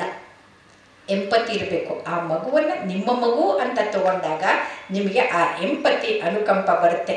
ಸೃಜನಶೀಲತೆ, ಕ್ರಿಯೇಟಿವಿಟಿ. ಇವತ್ತು ಯಾಕೆ ಕ್ರಿಯೇಟಿವಿಟಿ ಕಡಿಮೆ ಆಗ್ತಾ ಇದೆ ಅಂದರೆ ಎಲ್ಲ ಮೊಬೈಲ್ನಲ್ಲಿ ಮುಳುಗಿರ್ತಾರೆ. ನಾನು ಬಂದಾಗಲಿಂದ ನೋಡಿದೆ ಯಾರಾದರೂ ಮೊಬೈಲ್ನಲ್ಲಿ ಮುಳುಗಿದ್ದಾರೆ ಅಂತ. ಹಿಂದ್ಗಡೆಯವ್ರದ್ದು ಗೊತ್ತಾಗ್ತಾ ಇಲ್ಲ, ಮುಂದ್ಗಡೆಯವ್ರಂತೂ ಯಾರೂ ಮೊಬೈಲ್ನಲ್ಲಿ ನೋಡ್ತಾ ಇಲ್ಲ. ಅಂದರೆ ಮಾತನ್ನು ಕೇಳ್ತಾ ಇದ್ದಾರೆ, ಮೊಬೈಲ್ಗೆ ಅಡಿಕ್ಟ್ ಆಗಿಲ್ಲ ಅಂತ. ಇವತ್ತು ಮೊಬೈಲು ಮತ್ತು ಈ ಸ್ಕ್ರೀನಿಂಗ್ ಟೈಮ್ನ 18,000 ಸ್ಟಡಿಗಳನ್ನ ಮಾಡಿ ನೋಡಿದ್ದಾರೆ. ಯಾವಾಗ ಮೋರ್ ದೆನ್ 2 hours ಆಗುತ್ತಲ್ಲ ಅವರಲ್ಲಿ ಕಲಿಯೋಕ್ಕೆ ಅಂತ ಸೃಜನಶೀಲತೆ ಮತ್ತು ಕ್ರಿಯೇಟಿವಿಟಿ ಎರಡೂ ಕೂಡ ಕಡಿಮೆ ಆಗುತ್ತೆ ಅಂತ ಗೊತ್ತಾಗಿರೋದ್ರಿಂದ ಮಕ್ಕಳಿಗೆ ನಾವು ಉತ್ತಮವಾದಂಥ ಶಿಕ್ಷಣ ಕೊಡಬೇಕಂತಂದರೆ ಮೊಬೈಲನ್ನು ಬಿಡಬಾರ್ದು. ಇದಕ್ಕೆ ಒಂದು ರಾಯಚೂರಿನ 185 ವರ್ಷದ ಕಾನ್ವೆಂಟ್ಗೆ ಹೋಗಿದ್ದೆ. ಅಲ್ಲಿ ಟೀಚರ್ ನನ್ನ ಇಂಟ್ರೊಡ್ಯೂಸ್ ಮಾಡಿದ್ರು. ನಾವು ದ ಫ್ಲೋರ್ ಈಸ್ ಯೋರ್ಸ್ ಅಂತ ಹೇಳಿ ಹೊರಗಡೆ ಹೋಗ್ಬಿಟ್ರು ಟೀಚರ್ಸು. 560 ಮಕ್ಕಳು ಎಷ್ಟು ಪಿನ್ ಡ್ರಾಪ್ ಸೈಲೆನ್ಸಲ್ಲಿ ಕೂತ್ಕೊಂಡು ಪ್ರತಿಯೊಂದನ್ನು ಕೇಳಿ ಪ್ರತಿಯೊಂದನ್ನ ಅಬ್ಸರ್ವ್ ಮಾಡಿಕೊಂಡ್ರು. ಯಾಕಂದರೆ ಆ ಶಾಲೆಯಲ್ಲಿ ಮೊಬೈಲ್ ಈಸ್ ನಾಟ್ ಅಲೌಡ್. ಅದೇ ಬೆಂಗಳೂರಿನಲ್ಲಿ ಒಂದು ಪ್ರೆಸ್ಟೀಜಿಯಸ್, ಅತ್ಯಂತ ಉತ್ತಮವಾದಂಥ ಕಾಲೇಜ್ಗೆ ಹೋಗಿದ್ದೆ. ಪ್ರಿನ್ಸಿಪಲ್ ಮಾತ್ರ ನನ್ನ ಜೊತೆಗಿದ್ದಾರೆ, ಟೀಚರ್ಗಳು ಕಾಣ್ತಾನೆ ಇಲ್ಲ. ಹೋಲ್ ಆಡಿಟೋರಿಯಂ ತುಂಬಿಕೊಂಡಿದೆ, ಟೀಚರ್ಗಳು ಕಾಣ್ತಾ ಇಲ್ಲ. ನಾನು ಕೇಳಿದೆ, why ma'am your teachers are not seen, only students are there ಅಂತ. no every row there is one teacher sitting there ಅಂತ. ಒಬ್ಬೊಬ್ಬ ಲೆಕ್ಚರು, ಒಬ್ಬೊಬ್ಬ ಅಸಿಸ್ಟೆಂಟ್ ಪ್ರೊಫೆಸರು, ಒಬ್ಬ ಪ್ರೊಫೆಸರು ಒಂದೊಂದು ರೋನಲ್ಲಿ ಕೂತ್ಕೊಂಡಿದ್ದಾರೆ. ಹೇಗೆ? ಮಾರಲ್ ಪೊಲೀಸಿಂಗ್ ಮಾಡೋಕ್ಕೆ. ಅವರು ಮೊಬೈಲ್ ನೋಡದೆ ಅದು ಮಾಡಿಕೊಂಡೆ ಆ ಕಡೆ ಈ ಕಡೆ ನೋಡಬಾರದಂತ ಇಂಥ ದುಸ್ಥಿತಿ ಇವತ್ತು ಬಂದ್ಬಿಟ್ಟಿದೆ. ಇನ್ನು ವಾಕ್ ಸಾಮರ್ಥ್ಯ ಅಂತ, ನಾವು ಮಾತಾಡೋದು ಹೇಗೆ ಅಂತ ಮೊದಲು ಟೀಚರ್ಗಳನ್ನ ಅವ್ರು ಕಲ್ತ್ಕೊಳ್ಬೇಕು. ಅದನ್ನು ಮಕ್ಕಳಲ್ಲೂ ಕೂಡ ಬೆಳೆಸಬೇಕು. ಒಂದು ಚಿಟ್ಕುಪ್ಪಿ ಅಂತ ಸ್ಕೂಲ್ ಅಂತ ಗದಗಿಗೆ ಹೋಗಿದ್ದೆ. ಎಂಥ ಅದ್ಭುತವಾದ ಸ್ಕೂಲ್ ಅಂತಂದರೆ 2 ಹುಡುಗಿಯರು ಜುಗಲ್ಬಂದಿ ಥರ ನನ್ನನ್ನು ಪ್ರೆಸೆಂಟ್ ಮಾಡ್ತಾ ಇದ್ದಾರೆ. ಅದು ಎಷ್ಟು ಚೆನ್ನಾಗಿ ಮಾಡಿದರು ಅಂತಂದರೆ ಕೊನೆಗೆ ಇನ್ನೊಬ್ಬರನ್ನ ಪ್ರೆಸೆಂಟ್ ಮಾಡಿದವ್ರು ಆ ಹುಡುಗಿಯರಿಗೆ ಹೋಗ್ಬಿಟ್ಟು, ಸರ್ ನೀವೇನು ಸರ್ ಅವರಿಬ್ಬರಿಗೂ ಕೊಟ್ಬಿಟ್ರೆ ನಮಗೆ ಕೊಡಬೇಕಾಗಿತ್ತು ಮೇಡಮ್ ಅವ್ರದ್ದು ಬಯೋಡೇಟಾ, ನಾವು ಇನ್ನೂ ಚೆನ್ನಾಗಿ ಮಾಡ್ತಾ ಇದ್ವಿ ಅಂತ. ಅಂದರೆ ಆ ಮಕ್ಕಳಲ್ಲಿ ಮಾತಾಡುವ ಶಕ್ತಿಯನ್ನು ಬೆಳೆಸೋದು ಅದು ನಿಮ್ಮ ಕೈಯಲ್ಲಿದೆ. ಮಕ್ಕಳಿಗೆ ಬರೀ ಪ್ರಶ್ನೆ ಕೇಳೋದಲ್ಲ, ಮಕ್ಕಳಿಗೆ ಬರೀ ಉತ್ತರ ಹೇಳೋದಲ್ಲ, ಹೇಗೆ ಉತ್ತರ ಕೊಡಬೇಕು, ಎಷ್ಟು ಮಾಡಬೇಕು ಅನ್ನೋದು ಈ YOC ಓರಲ್ನಲ್ಲಿ ಭಾಳ ಮುಖ್ಯ ಆಗುತ್ತೆ. ಅದನ್ನು ಕೂಡ ಕಲಿಸ್ಕೊಡ್ಬೇಕು. ಇನ್ನು ಕನ್ಸಿಸ್ಟೆನ್ಸಿ, ಒಂದು ದಿನ ತುಂಬ ಚೆನ್ನಾಗಿ ಪಾಠ ಮಾಡದೆ ಇನ್ನೊಂದು ದಿನ ಮಾಡೋದಿಲ್ಲ ಅಂತಲ್ಲ. ಪ್ರತಿ ಸಲ ಪಾಠ ಮಾಡೋಕ್ಕೆ ಹೋಗ್ಬೇಕಾದ್ರೆ ಪ್ರಿಪ್ರೇಷನ್ಸ್ ಮಾಡ್ಕೊಂಡು ಹೋಗಬೇಕು. ಪ್ರಿಪ್ರೇಷನ್ಸ್ ಇಲ್ಲದೆ ಹೋಗಲೇಬಾರ್ದು. ಈಗ ಮೊನ್ನೆ ತಾನೇ ಒಂದು ಕಾನ್ಫರೆನ್ಸಿಗೆ ಹೋದಾಗ ಆ ಹುಡುಗ ಸ್ಲೈಡ್ಸ್ ಬರ್ತಾ ಇದೆ, ಸ್ಲೈಡ್ ಕಡೆ ನೋಡ್ತಾನೆ ಇಲ್ಲ, ಬರ್ಕೊಂಡು ಬಂದಿದ್ದನ್ನು ಓದ್ತಾ ಇದ್ದೇನೆ. ನಾನು ಹೇಳಿದೆ, ನೋಡಪ್ಪ, you must understand what is there in the slide, what you have made, and then you must speak and not read what is there ಅಂತ. ಯಾಕಂತಂದರೆ 1 ಸಲ ಅಲ್ಲ, 2 ಸಲ ಅಲ್ಲ, 3 ಸಲ ರಿಹರ್ಸಲ್ ಮಾಡಿಕೊಂಡು ನೀವು ಕ್ಲಾಸ್ ತಗೊಳ್ಬೇಕು. ಆವಾಗ ಉತ್ತಮವಾದಂಥ ಆಚಾರ್ಯರಾಗ್ತೀರಿ. ಯಾಕಂದರೆ ನಿಮ್ಮಲ್ಲೇ ಕನ್ಫ್ಯೂಷನ್ ಇದ್ದರೆ, ನಿಮಗೆ ಪಾಠ ಅರ್ಥ ಆಗದಿದ್ದರೆ ಮಕ್ಕಳಿಗೆ ಹೇಳೋಕ್ಕೆ ಆಗೋದಿಲ್ಲ. ಇನ್ನು ಕೈಂಡ್ನೆಸ್ ಬಗ್ಗೆ ಉಪನಿಷತ್ ಹೇಳ್ತಾರೆ, kindness creates confidence, kindness in words creates profoundness ಅಂತ. ಯಾವಾಗ kindness in loving creates health and happiness ಅಂತ. ಹಾಗಾಗಿ ಶಿಕ್ಷಕರು ಅಂತಂದರೆ ಶಿಕ್ಷೆ ಕೊಡೋದಲ್ಲ, ಶಿಕ್ಷಕರು ಅಂತಂದರೆ ಶಿಕ್ಷಣ, ಶಿಷ್ಟಾಚಾರ, ಶಿಸ್ತಿನ ಜೊತೆಗೆ ಅವರಿಗೆ ಪ್ರೀತಿಯಿಂದ ಬೆಳೆಸುವಂಥದ್ದು. ಹಾಗಾಗಿ ಎಲ್ಲರೂ ತಾಯಿಯನ್ನು ನೆನೆಸ್ಕೊಳ್ತಾರೆ. ತಾಯಿ ಅಂತಂದರೆ ಪ್ರೀತಿಯಿಂದ ಪಾಠ ಮಾಡಿ ಕಲಿಸ್ಕೊಳ್ಳೋದ್ರಿಂದ ತಾಯಿನ ನೆನೆಸ್ಕೊಳ್ತಾರೆ. ಹಾಗೆ ನೀವು ಕೂಡ ಮಾಡಬೇಕು. ಇನ್ನು ಸಕಾರಾತ್ಮಕತೆ ಅಂದರೆ ಇವತ್ತು ಎಲ್ಲಿ ನೋಡಿದಲ್ಲೆಲ್ಲ ನೆಗೆಟಿವಿಟಿ ಹೆಚ್ಚಾಗ್ತಾ ಇದೆ ಅಂತ ವೈಸ್ ಚಾನ್ಸಲರ್ ಅವ್ರು ಹೇಳ್ತಾ ಇದ್ರು. ನಿಜ. ಇದನ್ನು ನಾನು ಕಂಜನೈಟ್ಲಿ ಪಾಸಿಟಿವ್ ಪರ್ಸನ್ ಅಂತ ಯಾಕೆ ಹೇಳ್ತೀನಿ ಅಂದರೆ, ಸ್ಕೂಲಲ್ಲಿದ್ದಾಗ ಮದರ್ ಜುಸ್ತಿನಾ ಅಂತ ಒಬ್ಬರು ಜರ್ಮನ್ ಲೇಡಿ ಇದ್ದರು. ಅವರು ಮದರ್ ಸುಪೀರಿಯರ್. ಕ್ಲಾಸಿಗೆ ಸುಂದರವಾದಂಥ ಪೇಂಟಿಂಗ್ ತಂದು ಹಾಕಿಬಿಟ್ಟು, my dear children, what do U C in this painting ಅಂತ ಕೇಳಿದ್ರು. ಅವರು ಜರ್ಮನ್ಸು ಡಿ ಅನ್ನಲ್ಲ, ದ ಅಂತಾರೆ, ಮೈ ಡಿಯರ್ ಅಂತಾರೆ. ಒಬ್ಬಳು ಎದ್ದು ನಿಂತ್ಕೊಂಡ್ಬಿಟ್ಟು, mother I see the meadows, green meadows ಅಲ್ಲೋ. ನಾನು mother I see the pond with the lovely swan swimming ಅಂತಂದೆ. ಇನ್ನೊಬ್ಳು mother I see the children playing ಅಂದರು. ಇನ್ನೊಬ್ಳು ಐ ಸಿ ದ ಸನ್ರೈಸ್ ಅಂದರು. ಇನ್ನೊಬ್ಳು I see the beautiful huts ಅಂತ ಬಂದರು. ಆವಾಗ ಒಂದು ಹುಡುಗಿ ಎದ್ದು ನಿಂತ್ಕೊಂಡ್ಬಿಟ್ಟು ಹೇಳಿದ್ರು, ಬಹುಶಃ ಇವರೆಲ್ಲ ತಪ್ಪು ಹೇಳ್ತಾ ಇದ್ದಾರೆ, ಅದಕ್ಕೆ ಮದರ್ ಸುಮ್ಮನೆ ಸ್ಮೈಲ್ ಕೊಟ್ಕೊಂಡು ನಿಂತ್ಕೊಂಡಿದ್ದಾರೆ ಅಂದ್ಕೊಂಡು ಅವಳು ಎದ್ದು ನಿಂತ್ಕೊಂಡ್ಬಿಟ್ಟು, mother I see a hole in the painting ಅಂತ. ಆಗ ಮದರು ಮುಖ ಗಂಟು ಹಾಕೊಂಡ್ಬಿಟ್ಟು, oh my dear, that's exactly what I don't want you to see in the world ಅಂತ. ಜಗತ್ತಿನಲ್ಲಿ ನಕಾರಾತ್ಮಕತೆ, ಕೆಟ್ಟದಿದೆ, ಹೋಲಿದೆ ಅಂತಲೇ ನೋಡೋದು, ಅದನ್ನ ನೋಡಬಾರ್ದು ಅಂತ ತಿಳಿಸ್ಕೊಟ್ರು. ಇದನ್ನು ಬಸವಣ್ಣವ್ರು ಹೇಳ್ತಾರೆ, ಲೋಕದ ಡೊಂಕನ್ನು ನೀವೇಕೆ ತಿದ್ದುವರಿ, ನಿಮ್ಮ ತನವ ಸಂತೈಸಿಕೊಳ್ಳಿ, ನಿಮ್ಮ ಮನವ ಸಂತೈಸಿಕೊಳ್ಳಿ ಅಂತ. ಇದನ್ನು ನೀವು ಕಲ್ತಿದ್ದೆ ಆದರೆ ನಿಮ್ಮ ಜೊತೆಗೆ ಕೆಲಸ ಮಾಡೋರು, ನೋಡಿ ಅವಳು ಹೆಂಗಿದ್ದಾಳೆ, ಇವ್ನು ನೋಡಿ ಹೆಂಗೆ ಮಾಡ್ತಾರೆ ಅಂತ ಬುದ್ಧಿ ಇರೋದಿಲ್ಲ. ನಾವು ಎಲ್ಲ ಒಂದೇ ಅನ್ನೋ ಭಾವನೆ ನಿಮ್ಮಲ್ಲಿ ಬಂದಾಗ ನೀವು ಇನ್ನೂ ಉತ್ತಮವಾಗಿ ಯುನೈಟೆಡ್ ಆಗಿ, ನೀವು ಇಂಡಿವಿಜುವಲ್ ವೈಸ್ ಇದ್ದವರು ಕಲೆಕ್ಟಿವ್ಲಿ ಅದರ್ವೈಸ್ ಆಗೋದಿಲ್ಲ. ನೀವೆಲ್ಲರೂ ಕೂಡ ನಾವು ಮೈಸೂರು ವಿಶ್ವವಿದ್ಯಾಲಯದಲ್ಲಿ ಬರುವಂಥ ವಿದ್ಯಾರ್ಥಿಗಳಾಗಿ ಅವ್ರಿಗೆ ನಾವು ಇದು ಸಮರ್ಪಣೆ ಅಂದರೆ ಪೂಜೆ ಅಂತ ತಿಳ್ಕೊಂಡು ಮಾಡ್ತೀವಿ ಅಂತ ಮಾಡಿದಾಗ ಅದು ಉತ್ತಮ ಆಗುತ್ತೆ. ಇನ್ನು ಹಾಸ್ಯ ಪ್ರವೃತ್ತಿ ಇರಬೇಕು.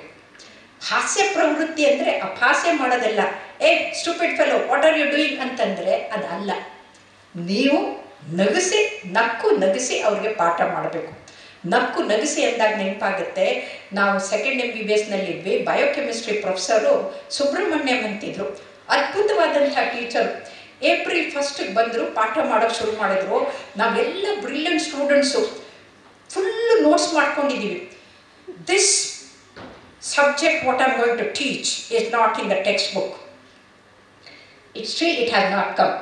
And those who have found these vitamins, they have to deserve Nobel Prize, but they have not yet got the Nobel Prize.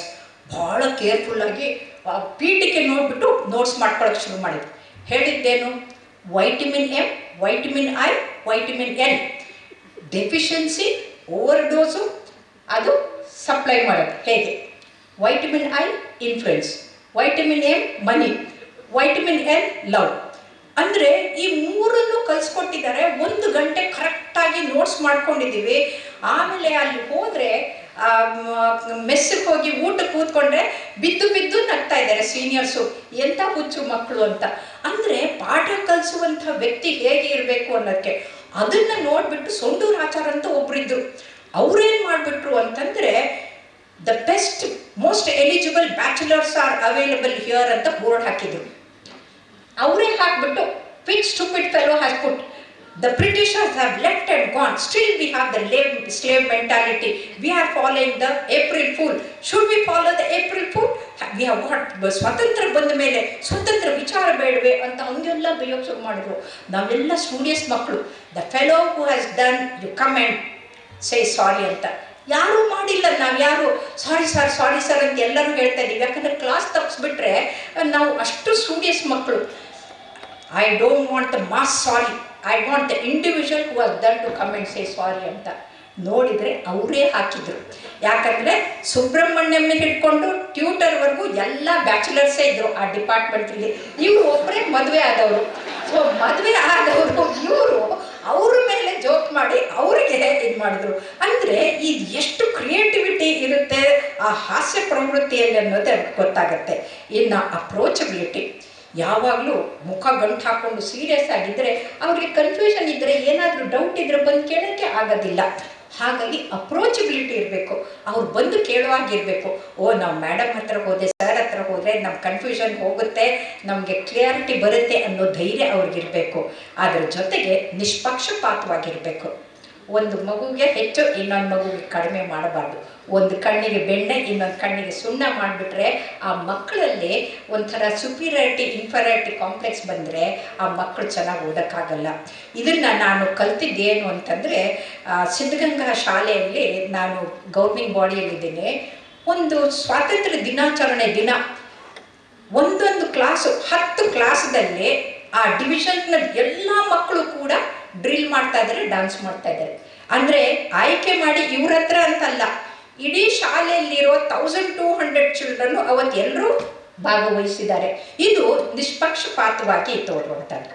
ಇನ್ನು ಪ್ಯಾಷನ್ ಅಂದರೆ ಪಾಠ ಮಾಡೋದು, ಅದು ಅದ್ಭುತವಾದಂಥದ್ದು. ಯಾವುದೇ ಒಂದು ಪಾಠ ಮಾಡಿದ್ರೆ ಕೊನೆಗೆ ನಿಮ್ಗೆ ಎಷ್ಟು ಸಂತೋಷ ಆಗುತ್ತೆ ಅಂತಂದರೆ ಅದು ಫೀಲ್ ಗುಡ್ ಹಾರ್ಮೋನ್ಸು ಉತ್ಪತ್ತಿ ಆಗುತ್ತೆ, ಎಂಡೋರ್ಫಿನ್ಸು ನ್ಯೂರೋಪೆಪ್ಟೈಡ್ ಉತ್ಪತ್ತಿಯಾಗಿ ನಾನು ಸಾರ್ಥಕವಾಯಿತು, ಇವತ್ತು ತುಂಬ ಚೆನ್ನಾಗಾಯಿತು ಅನ್ನೋ ಭಾವನೆ ನಿಮಗೂ ಬರಬೇಕು. ಪಾಠ ಕಲಿತವ್ರಿಗೆ ಇವತ್ತು ನಾವು ಕಲಿತ್ವಿ ಅನ್ನೋ ಭಾವನೆ ಅವ್ರಿಗೂ ಬರಬೇಕು. ಇದರ ಜೊತೆಗೆ ನಾವು ಸ್ಫೂರ್ತಿದಾಯಕವಾಗಿರಬೇಕು. ನೋಡಿದಾಗ ಏನೋ ಒಂಥರ ಹಾಕ್ಕೊಂಡು ಕೂರ್ಲು ಬಿಟ್ಕೊಂಡು ಹೆಂಗೋ ಮಾಡಿಕೊಂಡು ಹೋದರೆ ಆ ಮಕ್ಕಳಿಗೆ ಇನ್ಸ್ಪೈರಿಂಗ್ ಆಗಿರೋದಿಲ್ಲ. ನೀಟಾಗಿ ಶುಭ್ರವಾಗಿ ಸ್ವಚ್ಛವಾಗಿ ನಾವು ಇದ್ದರೆ ನಮ್ಮ ಮಾತು ಕೂಡ ಅಷ್ಟೇ ಚೆನ್ನಾಗಿರಬೇಕು, ಅದು ಕೂಡ ಚೆನ್ನಾಗಿರಬೇಕು. ಹಾಗಾಗಿ ನಡೆ ಶುಚಿ, ನುಡಿ ಶುಚಿ, ಮನಶುಚಿ, ಭಾವಶುಚಿ ಎಲ್ಲವೂ ಶುಚಿಯಾಗಿರಬೇಕು. ಹಾಗೆ ಶುಚಿಯಾಗಿದ್ದರೆ ಅವ್ರಿಗೆ ತುಂಬ ಇಷ್ಟ ಆಗುತ್ತೆ, ಇನ್ಸ್ಪೈರಿಂಗ್ ಆಗ್ತಾರೆ. ಇನ್ನು ಕೊನೆಯದಾಗಿ ಅವರು ಹೊಂದಾಣಿಕೆ, ಅಡಾಪ್ಟಬಿಲಿಟಿ, ಅಡ್ಜಸ್ಟಬಿಲಿಟಿ ಮಕ್ಕಳು ಕಲಿಸ್ಕೊಡ್ಬೇಕು. ಇವತ್ತು ಏನಾಗಿದೆ ಅಂದರೆ ಮೊಬೈಲ್ ಬೇಡ ಅಂತಂದರೆ ಸೂಸೈಡ್ ಮಾಡ್ಕೊಳ್ಳೋ ಮಕ್ಕಳು ಆಗ್ತಾ ಇದ್ದಾರೆ. ಇದು ಯಾಕಂದರೆ ಅವ್ರಿಗೆ ಕಷ್ಟ ಅನ್ನೋದೇ ಗೊತ್ತಿಲ್ಲ. ಇವತ್ತು ನಾನು ಹೇಳೋದು ವೈಟಮಿನ್ ಎನ್ ಡೆಫಿಷಿಯನ್ಸಿ ಆಗಿದೆ ಅಂತ. ವೈಟಮಿನ್ ಎನ್ ಅಂದರೆ ಏನು? ತಂದೆ ತಾಯಿಗಳು ನೋ ಅನ್ನೋದೇ ಇಲ್ಲ, ಕೇಳಿದ್ದೆಲ್ಲ ಕೊಡಿಸ್ಬಿಡ್ತಾರೆ. ಹಾಗಾಗಿ ಆ ವೈಟಮಿನ್ ಎನ್ ಡೆಫಿಷಿಯನ್ಸಿ ಆಗಿರೋದ್ರಿಂದ ಮಕ್ಕಳು ಹಾಳಾಗ್ತಾ ಇದ್ದಾರೆ. ಅವ್ರಿಗೆ ಸರಿಯಾಗಿ ಕಲಿಸ್ಕೊಡ್ಬೇಕು. ಅಂದರೆ ಸಮಯ ಪಾಲನೆಯನ್ನು ನಾವು ಮಾಡಬೇಕು. You can go to a shop, buy the clock, you can buy the watch, but you can not buy the time. So time ಮ್ಯಾನೇಜ್ಮೆಂಟನ್ನು ಎಲ್ಲ ಟೀಚರ್ಸು ಅವರು ಕಲಿತ್ಕೊಳ್ಳೇಬೇಕು. ಹಾಗಾಗಿ ಈ ಟೈಮ್ ಮ್ಯಾನೇಜ್ಮೆಂಟು ಕಲಿಬೇಕು ಅಂತಂದರೆ ಮೋಸ್ಟ್ ಇಂಪಾರ್ಟೆಂಟ್, ವೆರಿ ಅರ್ಜೆಂಟ್ ಮೊದಲು ಮಾಡಬೇಕು. ಯಾವುದು? ಕ್ಲಾಸ್ನಲ್ಲಿ ಪಾಠ ಮಾಡೋದು. ಅವತ್ತಿನ ಟಾಪಿಕ್ ಏನು ಅದಕ್ಕೆ ಪ್ರಿಪ್ರೇಷನ್ಸು ಮಾಡ್ಕೊಂಡು ಹೋಗಬೇಕು. ಉಳಿದಿದ್ದು ಮುಖ್ಯ ಅಲ್ಲ. ಎಷ್ಟೋ ಜನ ಇರ್ತಾರೆ, ಸಾರಿಗೆ ಉಪ್ಪು ಹಾಕೋದು ಮರ್ತಿದ್ದೆ, ಇಲ್ಲಿ ಬಂದ ಮೇಲೆ ಫೋನ್ ಮಾಡಿ ಹೇಳ್ತಾರೆ ನೋಡಿ ಅಂತ. ಅಲ್ಲ, ಮನೆಯದು ಮನೆಯಲ್ಲಿ, ಇಲ್ಲಿದು ಇಲ್ಲಿದು. ನಾವು ಆಸ್ಪತ್ರೆಗೆ ಬಂದ ಮೇಲೆ ರೋಗಿ ಬಿಟ್ಟರೆ ಮಿಕ್ಕಿದ್ದನ್ನು ಯೋಚನೆ ಮಾಡಲ್ಲ. ಅದು ಭಾಳ ಮುಖ್ಯ ಆಗುತ್ತೆ. ಹಾಗಾಗಿ there are 2 kinds of people. Some are rewarded with the wealth and others are rewarded with the wisdom ಅಂತ ತಿರುವಲ್ಲೂರ್ ಅವ್ರು ಹೇಳ್ತಾರೆ. ವೆಲ್ತು ಬರುತ್ತೆ. ಈಗೇನು UGC ಸ್ಕೇಲ್ನಲ್ಲಿ ಎಲ್ಲರಿಗೂ ನಿಮ್ಮ ಸಂಬಳ ಬರ್ತಾ ಇದೆ, ಹಾಗಾಗಿ ಸಂಬಳಕ್ಕೆ ತಲೆ ಕೆಡಿಸ್ಕೊಳ್ಬೇಕಾಗಿಲ್ಲ. ನಾನು ಪ್ರಾರಂಭ ಮಾಡಿದಾಗ 940 ರೂಪಾಯಿ. ಆಮೇಲೆ ಪ್ರೊಫೆಸರ್ ಆಗಿದ್ದು ಏನು ರಿಟೈರ್ಮೆಂಟ್ಗೆ 2 ವರ್ಷ ಇದ್ದಾಗ ನನ್ನ ಮಗಳು ಅಳಿಯ ಪ್ರೊಫೆಸರ್ ಆಗಿ ಹೋಗ್ಬಿಟ್ಟಿತ್ತು. ಆವಾಗ ಪ್ರೊಫೆಸರ್ ಆದೆ. ಸಂಬಳ ಬರ್ತಿದ್ದು 7500 ರೂಪಾಯಿ. ನನ್ನ ಮಗ ಫಸ್ಟು ಪಾಸ್ ಆಗ್ತಾ ಇದ್ದಂಗೆ IBMನಲ್ಲಿ ಸೇರ್ಕೊಳ್ತಾ ಇದ್ದಂಗೆ, ಅಮ್ಮ you have wasted your life ಅಂತಂದ. ಮಗನೇ, ಇದನ್ನ ನೀನು ನನಗೆ ಹೇಳಬೇಕಾಗಿಲ್ಲ, ನಾನು ನಿನಗೆ ಮಾರ್ಗದರ್ಶನ ಮಾಡಬೇಕು. ಬದುಕದು ಹೇಗೆ ಅಂತ ಕಲಿಬೇಕು ಅಂತಂದರೆ ತನಗಾಗಿ ಬದುಕೋದಲ್ಲ, ಇತರಿಗಾಗಿ ಬದುಕೋದು, ಅದು ಬದುಕು. ನಾನು ಸತ್ತಾಗ ನೋಡು ಎಷ್ಟು ಜನ ಬರ್ತಾರೆ ಕಣ್ಣಿನ ಹಾಕಕ್ಕೆ, ಆವಾಗ ನಿನಗೆ ಗೊತ್ತಾಗತ್ತೆ ನಿಮ್ಮಮ್ಮ ಬದುಕಿದ್ರೋ ಇಲ್ಲೋ ಅಂತಂದು. ಹಾಗಾಗಿ ವೆಲ್ತ್ ಮುಖ್ಯ ಅಲ್ಲ, ವಿಸ್ಡಮ್ ಭಾಳ ಮುಖ್ಯ ಆಗುತ್ತೆ. ಹಾಗಾಗಿ ಈ ಬಂಧು ಅಂತಂದರೆ ಅಂದಾಗ ಬಂಧು ಆದವರು ಬಂದುಂಡು ಹೋಗುವವರು, ಬಂಧನ ಕಳೆಯುವರರಿಯದ ಗುರುವಿಗಿಂತ ಬಂಧುಗಳು ಉಂಟೆ ಸರ್ವಜ್ಞ ಅಂತ ಹೇಳ್ತಾನೆ. ಹಾಗಾಗಿ ಈ ಗುರುವಿನ ಪಾದ ಬಹಳ ಮುಖ್ಯ ಆಗುತ್ತೆ. ಇನ್ನೊಂದು ಟೀಚರ್ಸ್ಗಳು ಮುಖ್ಯವಾಗಿ ಕಲಿಬೇಕಾಗಿದ್ದು ಏನು ಅಂತಂದರೆ B in the mid line ಅಂತ ಅರಿಸ್ಟಾಟಲ್ ಹೇಳ್ತಾರೆ. Aristotle the great philosopher, he says B in the mid path ಅಂತ. ಎಕ್ಸ್ಟ್ರೀಮ್ ಲೆಫ್ಟ್ಗೂ ಬೇಡ, ರೈಟ್ಗೂ ಬೇಡ, ಮಧ್ಯದಲ್ಲಿರುವಂಥ. ಈ ಲೆಫ್ಟಿಸ್ಟ್ಗಳ ಹಾವಳಿಯಿಂದ ಎಷ್ಟೋ ಯೂನಿವರ್ಸಿಟಿಗಳು ಹಾಳಾಗಿದೆ, ಆ ಮಕ್ಕಳು ಕೂಡ ಹಾಳಾಗಿದ್ದಾರೆ, ದೇಶ ಕೂಡ ಹಾಳಾಗ್ತಾ ಇದೆ. ಹಾಗಾಗಿ ಆ ಲೆಫ್ಟಿಸ್ಟ್ಗಳು ಆಗೋದನ್ನು ಬಿಟ್ಟು ನಾವು ಉತ್ತಮರಾಗೋದನ್ನು ಕಲ್ತಿದ್ದೇ ಆದರೆ ಒಳ್ಳೆಯದಾಗತ್ತೆ. ಆದರೆ ಸಿದ್ದೇಶ್ವರಪ್ಪ ಅವ್ರು ಹೇಳ್ತಾರೆ, ಮನುಷ್ಯ ಮನೆ ಬದಲಾಯಿಸ್ತಾನೆ, ಇದು ವಾಸ್ತು ಸರಿ ಇಲ್ಲ ಅಂತ ಮನೆ ಬದಲಾಯಿಸ್ತಾನೆ, ಊರು ಬದಲಾಯಿಸ್ತಾನೆ, ಓ ಇಲ್ಲಿ ಕೆಲಸ ಚೆನ್ನಾಗಿಲ್ಲ ಬೇರೆ ಊರಿಗೆ ಹೋಗ್ತೀನಿ ಅಂತ ಹೋಗ್ತಾರೆ, ಬಟ್ಟೆ ಬದಲಾಯಿಸ್ತಾರೆ, ಕೊಳೆ ಆಗಿದೆ ಶುಚಿಯಾಗಿರಬೇಕು ಅಂತ, ಸ್ನೇಹಿತರನ್ನು ಕೂಡ ಬದಲಾಯಿಸ್ತಾರೆ. ಆದರೆ ಅವನಿಗೆ ನೆಮ್ಮದಿ ಇಲ್ಲ. ಯಾಕೆ ಜನರಿಗೆ ನೆಮ್ಮದಿ ಇಲ್ಲ? ಕಾರಣ ಅವ್ರು ತನ್ನನ್ನು ಬದಲಾಯಿಸೋಕ್ಕೆ ಪ್ರಯತ್ನ ಪಟ್ಟಿಲ್ಲ. ನಿಮ್ಮ ಮನಸ್ಸನ್ನು ಅಂತಸ್ಫೂರ್ತಿಯಾಗಿ ನಾವು ಹೇಗಿರಬೇಕು ಅನ್ನೋದನ್ನು ಕಲ್ತಿಲ್ಲ. ಅದಕ್ಕೆ ಈ ಸಮಾಜನ ಬದಲಾಯಿಸುವಂಥ ಶಕ್ತಿ ಕೇವಲ ಇಬ್ಬರಿಗಿದೆ. ಒಂದು ತಾಯಿ, ಹೆತ್ತ ತಾಯಿ, ಎರಡನೇದು ಅವರನ್ನು ಬೆಳೆಸುವಂಥ ಶಿಕ್ಷಕರು, ಆಚಾರ್ಯರು. ಹಾಗಾಗಿ ಆಚಾರ್ಯರಾದಂಥವರು ನಿಮಗೆ ಅತ್ಯಂತ ಉತ್ತಮವಾದಂಥ ಅಲ್ಲ, ನಾನು ಜವಾಬ್ದಾರಿಯುತವಾದಂಥ ಕೆಲಸ ನಿಮ್ಮ ಮೇಲೆ ಇದೆ ಅಂತ ಹೇಳ್ತಾ ಆ ಭಗವಂತ ಒಂದು ನೀವು ನೆನ್ಪಿಟ್ಕೊಳ್ಬೇಕು, ಜ್ಞಾನದಿಂದ ಬಲದಿಂದ ಅಜ್ಞಾನದ ಕೇಡ ನೋಡಯ್ಯ, ಜ್ಯೋತಿಯ ಬಲದಿಂದ ತಮಂತದ ಕೇಡ ನೋಡಯ್ಯ, ಸತ್ಯದ ಬಲದಿಂದ ಅಸತ್ಯದ ಕೇಡ ನೋಡಯ್ಯ ಅಂತ. ಆದರೆ ಇವತ್ತು ಟೀಚರ್ಸ್ ಹೇಗಾಗ್ತಾ ಇದ್ದಾರೆ, ಮಕ್ಕಳು ಹೇಗಾಗ್ತಾ ಇದ್ದಾರೆ ಅಂದರೆ, ಕರ್ನಾಟಕ ರಾಜ್ಯೋತ್ಸವಕ್ಕೆ ಹೋಗಿದ್ದೆ, ಅಲ್ಲಿ ಸ್ವರ್ಗದ ಹಾಗೆ ಎಲ್ಲ ನಿರ್ಮಾಣ ಮಾಡಿದ್ರು. ಪುಣ್ಯಕೋಟಿ ನಾಟಕ ಆಗಬೇಕಾಗಿತ್ತು. ನಾನು ಭಾಳ ಸಂತೋಷವಾಗಿ ಭಾಷಣ ಮಾಡಿ I am very happy to be here ಅಂತ ಎಲ್ಲ ಮಾತಾಡಿ ಬಂದೆ. ಆಮೇಲೆ ಮಗುನ ಕರೆದು ನಿರೂಪಕರು ಭಾಳ ಚೆನ್ನಾಗಿ ಮಾತಾಡ್ತಾಯಿದ್ರು. ಅಲ್ಲಿ ಅವಳು ಕೂಡ ಚೆನ್ನಾಗಿ ಮಾತಾಡ್ತಾಯಿದ್ಲು. ಮಕ್ಕಳನ್ನ ಕರೆದುಬಿಟ್ಟು ನೀನು ಎಂದಾದರೂ ಸುಳ್ಳು ಹೇಳಿದ್ಯಾ ಮಗು ಅಂತ ಕೇಳಿದ್ಲು ಅವಳು. ವಾಟ್ಸ್ ದ್ಯಾಟ್ ಅಂತು. ಕನ್ನಡ ಬರಲ್ಲ, ಮಾತೃಭಾಷೆ ಮರೆತರೆ ಮಾತೆಯನ್ನು ಮರೆತಂತೆ. ಮಾತೃಭಾಷೆ ಬರೆದಿದ್ರೆ ಏನು ಬರೆದ ಹಾಗೆ. ಅಂಥದ್ರಲ್ಲಿ ವಾಟ್ಸ್ ದ್ಯಾಟ್ ಅಂತು. ಹ್ಯಾವ್ ಯು ಸ್ಪೋಕನ್ ಲೈಸ್ ಅಂತಾನೆ ಎಸ್ ಅಂತು. ಅವಳಿಗೆ ಶಾಕ್ ಆಗಿ ಹೋಗ್ಬಿಡ್ತು. ಸುಳ್ಳು ಹೇಳ್ತೀನಿ, ನಾವು ನಮ್ಮ ಜೀವನದಲ್ಲೇ ಸುಳ್ಳು ಹೇಳಿಲ್ಲ, ಇವ್ರು ಏನಪ್ಪ ಹಿಂಗೆ ಹೇಳ್ತಾರೆ ಅಂತ ನಾನು ಗಾಬರಿಯಾಗಿ ಕೂತ್ಕೊಂಡೆ. 1 ಮಗು, 2 ಮಗು, 4 ಮಕ್ಕಳು, ಎಸ್ ಐ ಸ್ಪೀಕ್ ಲೈಸ್ ಅಂತು. ವೆನ್ ಡು ಯು ಸ್ಪೀಕ್ ಅಂದರೆ ಎವ್ರಿ ಡೇ ಅಂತ. ಇದು ತಪ್ಪು ಯಾರು? ಇಬ್ಬರು ಡಬಲ್ ಇನ್ಕಮ್ ಮಾಡ್ಕೊಂಡು ಹೋಗ್ತಾ ಇರೋ ತಂದೆ ತಾಯಿ ತಪ್ಪ? ಅಜ್ಜಿಗಳಿಂದ ಮನೆಯಲ್ಲಿಟ್ಟೆ ವೃದ್ಧಾಶ್ರಮದಲ್ಲಿ ಇಟ್ಟಿದ್ದು ತಪ್ಪ? ಟೀಚರ್ಗಳ ತಪ್ಪ? ಯಾರು ತಪ್ಪು? ನೀವು ಯಾರಿಗೆ ಹೊಣೆ ಅಂತ ಮಾಡ್ತೀವಿ? ಈಗ ದೇಶ ಸುಳ್ಳು ಕಳ್ಳರಿಂದ ತುಂಬೋಕ್ಕೆ ಕಾರಣ ಅಂದರೆ ನಮ್ಮ ಎಜುಕೇಷನ್ ಸಿಸ್ಟಮ್ ಬದಲಾಗಿತ್ತು. ಬ್ರಿಟಿಷರು ಬರೋ ಮೊದಲು 7,35,000 ಗುರುಕುಲಗಳಿದ್ದು. ಆದರೆ ಇವತ್ತು ಎಲ್ಲಿ ನೋಡಿದೆಲ್ಲ ಯೂನಿವರ್ಸಿಟಿಗಳು, ಸ್ಕೂಲ್ಗಳು, ಕಾಲೇಜಸ್ಗಳು ಎಲ್ಲ ಕಡೆ ಹೋಗ್ತೀವಿ. ಆದರೆ ಡಿಸಿಪ್ಲಿನ್ ಇಲ್ಲ, ಆ್ಯಟಿಟ್ಯೂಡ್ ಇಲ್ಲ, ಸತ್ಯವಾಗಿ ನಡಿಬೇಕು ಅನ್ನೋ ಭಾವನೆ ಮಕ್ಕಳಿಗೆ ಇಲ್ಲವೇ ಇಲ್ಲ.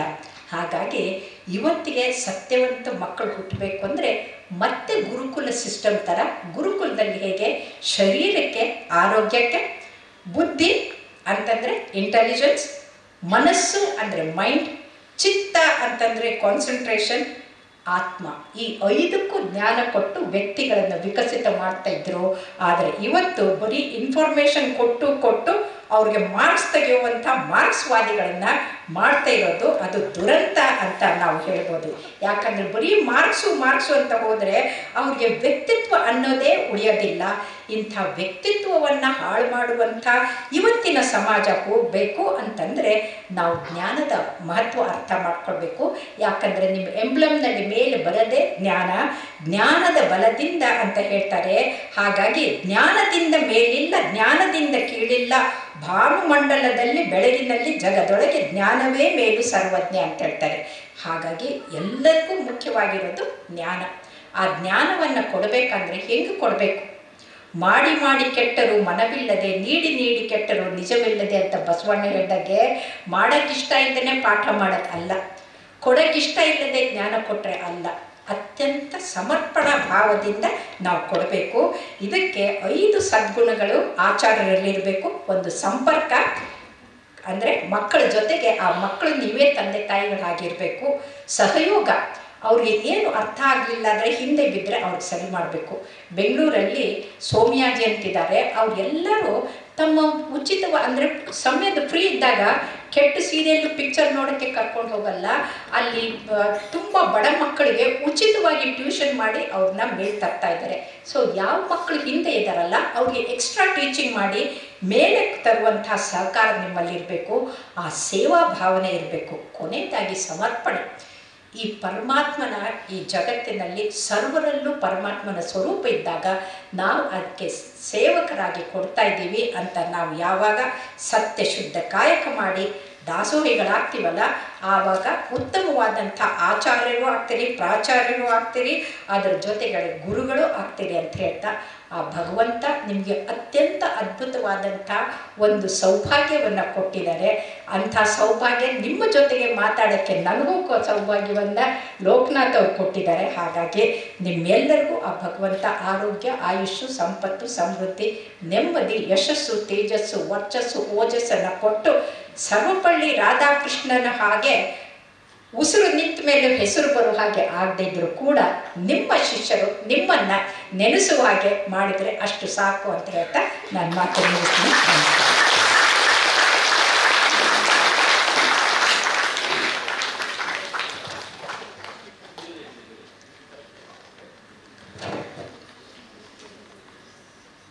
ಮೇಡಮ್, ವೈದ್ಯರು ಅಂದರೆ ಹೀಗೂ ಇರ್ತಾರ ಅಂತ ಇವತ್ತೇ ನನಗೆ ಅನಿಸುತ್ತೆ. ನಾವು ಇತ್ತೀಚಿನ ವೈದ್ಯರು ನೋಡಿದ್ರೆ ಒಂದು ಸಂಸ್ಕೃತದ ಉಕ್ತಿ ನೆನಪಾಗುತ್ತೆ, ವೈದ್ಯರಾಜ ನಮೋಸ್ತುಭ್ಯಂ ಯಮರಾಜ ಸಹೋದರ ಅಂತ. ವೈದ್ಯ ಯಾರು ಅಂದರೆ ಯಮರಾಜನ ಸಹೋದರ, ಅವನ ಏಜೆಂಟು, ಇಲ್ಲಿಂದ ಕಳಿಸ್ಕೊಡೋದಕ್ಕೆ ಅಂತ. ಯಮರಾಜನ ಸಹೋದರ ಅಂತ ಹಾಸ್ಯ ಮಾಡಿ ಆ ಸಂಸ್ಕೃತದಲ್ಲಿ ಇದೆ. ಒಬ್ಬ ವೈದ್ಯ ಊರಿಗೆ ಹೋಗಿರ್ತಾನಂತೆ, ವಾಪಸ್ ಬರ್ತಾ ನೋಡ್ತಾನೆ ಅಲ್ಲಿ ಚಿತೆ ಸುಡ್ತಾ ಇರುತ್ತಂತೆ. ಆವಾಗ ನಾನೂ ಇಲ್ಲ, ನನ್ನ ಅಣ್ಣನೂ ಇಲ್ಲ, ಇವ್ನು ಹೇಗೆ ಸತ್ತ ಅಂತ. ಅಂದರೆ ವೈದ್ಯ ಔಷಧಿ ಕೊಟ್ಟು ತಕ್ಕ ಔಷಧಿಯನ್ನು ಕೊಟ್ಟರೆ ಗುಣ ಆಗುತ್ತೆ, ತಕ್ಕ ಔಷಧಿ ಕೊಡಲರಿಯದ ವೈದ್ಯನ ವೈಕುಂಠ ಯಾತ್ರೆ ಸರ್ವಜ್ಞ ಅಂತ ಹೇಳಿದ ಹಾಗೆ, ಆ ವೈಕುಂಠ ಯಾತ್ರೆ ಮಾಡೋಕ್ಕೆ ನಾನೂ ಇಲ್ಲ, ನನ್ನ ಅಣ್ಣನೂ ಇಲ್ಲ, ಇವನು ಹೇಗೆ ಸತ್ತ ಅಂತ ಹೇಳ್ತಾರೆ. ಆದರೆ ಒಂದು ನೆನ್ಪಿಟ್ಕೊಳ್ಬೇಕು, ನಾವು ಪ್ರತಿಯೊಬ್ಬರೂ ಕೂಡ ಈಗ ನೀವು ಅವ್ರಿಗೆ ಬದುಕನ್ನು ಕಲ್ಪಿಸೋಕ್ಕೆ ನೀವು ಪ್ರಯತ್ನ ಮಾಡ್ತೀರಿ, ಅವ್ರ ಬದುಕಿನಲ್ಲಿ ಕಷ್ಟ ಆದಾಗ ಅವ್ರನ್ನ ಜೀವ ಸಾವಿನಿಂದ ಉಳಿಸೋಕ್ಕೆ ನಾವು ಪ್ರಯತ್ನ ಮಾಡ್ತೀವಿ. ಹಾಗಾಗಿ ನಾವಿಬ್ಬರೂ ಕೂಡ ಒಂದೇ ನಾಣ್ಯದ 2 ಮುಖಗಳು ಅಂತ ಹೇಳೋಕ್ಕೆ ಬಯಸ್ತೀವಿ.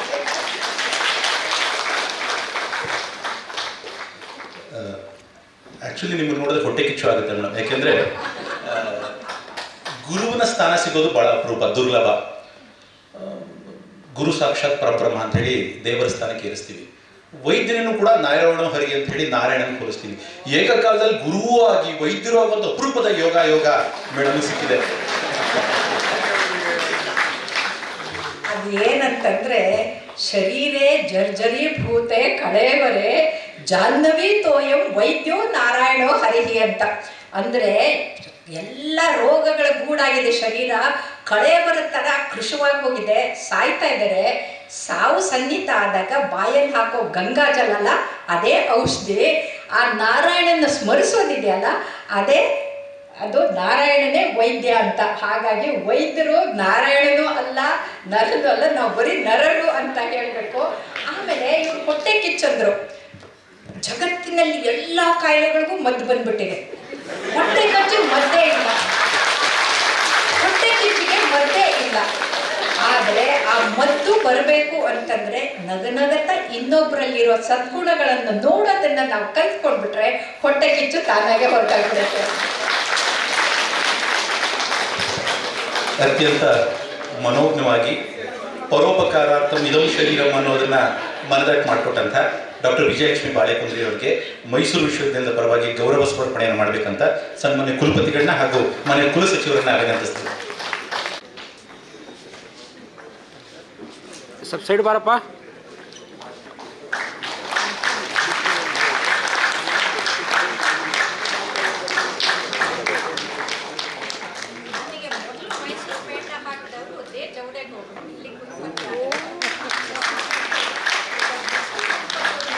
ಈ ಕಡೆ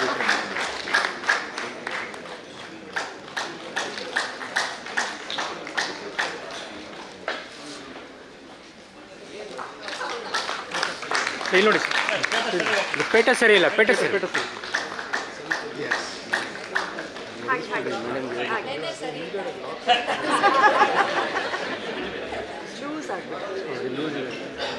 ಇಲ್ಲಿ ನೋಡಿ ಸರ್. ಹಾಂ ಆಗಿರಿ ಸರ್, ಒಂದು ಸೆಕೆಂಡ್.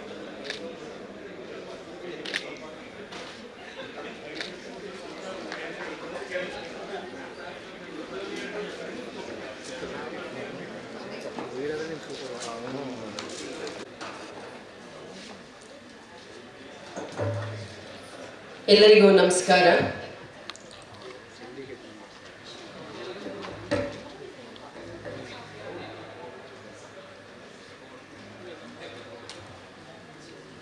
ಗುರು ಬ್ರಹ್ಮ ಗುರು ವಿಷ್ಣು ಗುರುದೇವೋ ಮಹೇಶ್ವರ ಗುರು ಸಾಕ್ಷಾತ್ ಪರಬ್ರಹ್ಮ ತಸ್ಮೈ ಶ್ರೀ ಗುರುವೇ ನಮಃ ಎಂದು ಗುರುಗಳನ್ನು ಸಾಕ್ಷಾತ್ ತ್ರಿಮೂರ್ತಿಗಳಿಗೆ ಹೋಲಿಸ್ತೇವೆ. ಮೇಡಮ್, ಇವತ್ತು ನಾನು ಬರೀ ವಂದನಾರ್ಪಣೆ ನಂದು ಅಂತೇಳಿ ಬಹಳ ಸರಳವಾಗಿ ಬಂದ್ಬಿಟ್ಟೆ. ಆದರೆ ಇವಾಗ ನಿಮ್ಮದು ಭಾಷಣ ಕೇಳೋಕ್ಕೆ ಶುರು ಮಾಡಿದ್ಮೇಲೆ ನನಗಲ್ಲೇ ಡವ ಅಂತಾಯಿತು. ನಾನು ಹೇಗೆ ವಂದನಾರ್ಪಣೆ ಮಾಡಬೇಕು, ನಾನು ಬಹಳ ಸರಳವಾಗಿ ತೊಗೊಂಡ್ಬಿಟ್ಟೆ. ಇದನ್ನ ನಾನು ಒಂದಷ್ಟು ಪ್ರಿಪೇರ್ ಆಗಿ ಬರಬೇಕಿತ್ತು ಅಂತ ನಿಮ್ಗೆ ನೋಡಿ ಅನಿಸ್ತಾ ಇತ್ತು ಮೇಡಮ್. ನಾವೊಂದು 3 ವಾರಗಳ ಹಿಂದೆ ಮಾನ್ಯ ಕುಲಪತಿಗಳು ಶಿಕ್ಷಕರ ದಿನಾಚರಣೆಗೆ ಯಾರನ್ನ ಅತಿಥಿಯಾಗಿ ಕರಿಬೇಕು ನಿಮಗೆ ಗೊತ್ತಾ, ಡಾಕ್ಟರ್ ವಿಜಯಲಕ್ಷ್ಮಿ ಬಾಳೆಕುಂದ್ರಿ ಅವರು ಅಂದಾಗ, ಸರ್ ಕೇಳಿದ್ದೀನಿ ಬಟ್ ಲೈವ್ ಆಗಿ ನನಗೆ ಆ ಸದಾವಕಾಶ ಸಿಕ್ಕಿಲ್ಲ ಸರ್ ಅಂತ ಹೇಳಿದ್ದೆ. ನಿಜಕ್ಕೂ ಈ ದಿನ ಶಿಕ್ಷಕರ ದಿನಾಚರಣೆಯ ಅಂಗವಾಗಿ ನಿಮ್ಮಂತಹ ಮಹಾನ್ ಅತಿಥಿಗಳನ್ನು ಕಾರ್ಯಕ್ರಮದಲ್ಲಿ ಇಷ್ಟು ಅದ್ಭುತವಾದಂತಹ ಮಾತುಗಳನ್ನು ಆಡಿ ನಮ್ಮ ಕಾರ್ಯಕ್ರಮವನ್ನು ಯಶಸ್ವಿ ಮಾಡಿಕೊಟ್ಟಿದ್ದು ಬಹಳ ಸಂತೋಷದಾಯಕ ಮೇಡಮ್. ಆದರೆ ನಮಗೆ ನಿಜವಾಗ್ಲೂ ಇವತ್ತು ತಾವು ಹೇಳೋ ಹಾಗೆ ಯಾರೆಲ್ಲ ಇದ್ದಾರೋ ಅವರು ಅದೃಷ್ಟವಂತರು. ನಿಮ್ಮ ಮಾತನ್ನು ಕೇಳಿ ಒಂದು ಸುಮಾರು 40 ನಿಮಿಷದಿಂದ 1 ಗಂಟೆಗಳ ಕಾಲ. ಹಾಗೆ ಯಾರೆಲ್ಲ ಇಲ್ವೋ ನಿಜವಾಗ್ಲೂ ನತದೃಷ್ಟು ಅಂತ ಹೇಳಬೇಕು. ಆದರೆ ಇಂತಹ ಸೌಭಾಗ್ಯ ನನಗೆ ದೊರಕಿದ್ದು ನಿಜವಾಗ್ಲೂ ನನ್ನ ಪುಣ್ಯ ಅಂತ ಅಂದ್ಕೊಳ್ತೀನಿ. ಒಬ್ಬ ವೈದ್ಯೆಯಾಗಿ, ಒಬ್ಬ ಶಿಕ್ಷಕಿಯಾಗಿ ಇಷ್ಟು ಸುದೀರ್ಘ ಪಯಣದ ದಾರಿಯ ನಂತರವೂ ಕೂಡ ನಿಮ್ಮ ಈ ಮುಗುಳ್ನಗೆ, ಆ ಒಂದು ತೇಜಸ್ಸು, ಆ ಒಂದು ವರ್ಚಸ್ಸು, ಆ ವಾಗ್ಮಿತ್ವ ಮತ್ತು ನಿಮ್ಮ ಒಂದು ಧನಾತ್ಮಕ ಮನೋಭಾವ, ಇಡೀ ಸಭಾಂಗಣವನ್ನು ಹಿಡಿದಿಟ್ಟಂತಹ ಆ ರೀತಿ ನಿಜವಾಗ್ಲೂ ಅದ್ಭುತ ಮೇಡಮ್. ನಿಮಗೆ ನಿಜವಾಗ್ಲೂ ನಾನು ಅಭಿಮಾನಿ. ತಮ್ಮ ಮಾರ್ಗದರ್ಶನ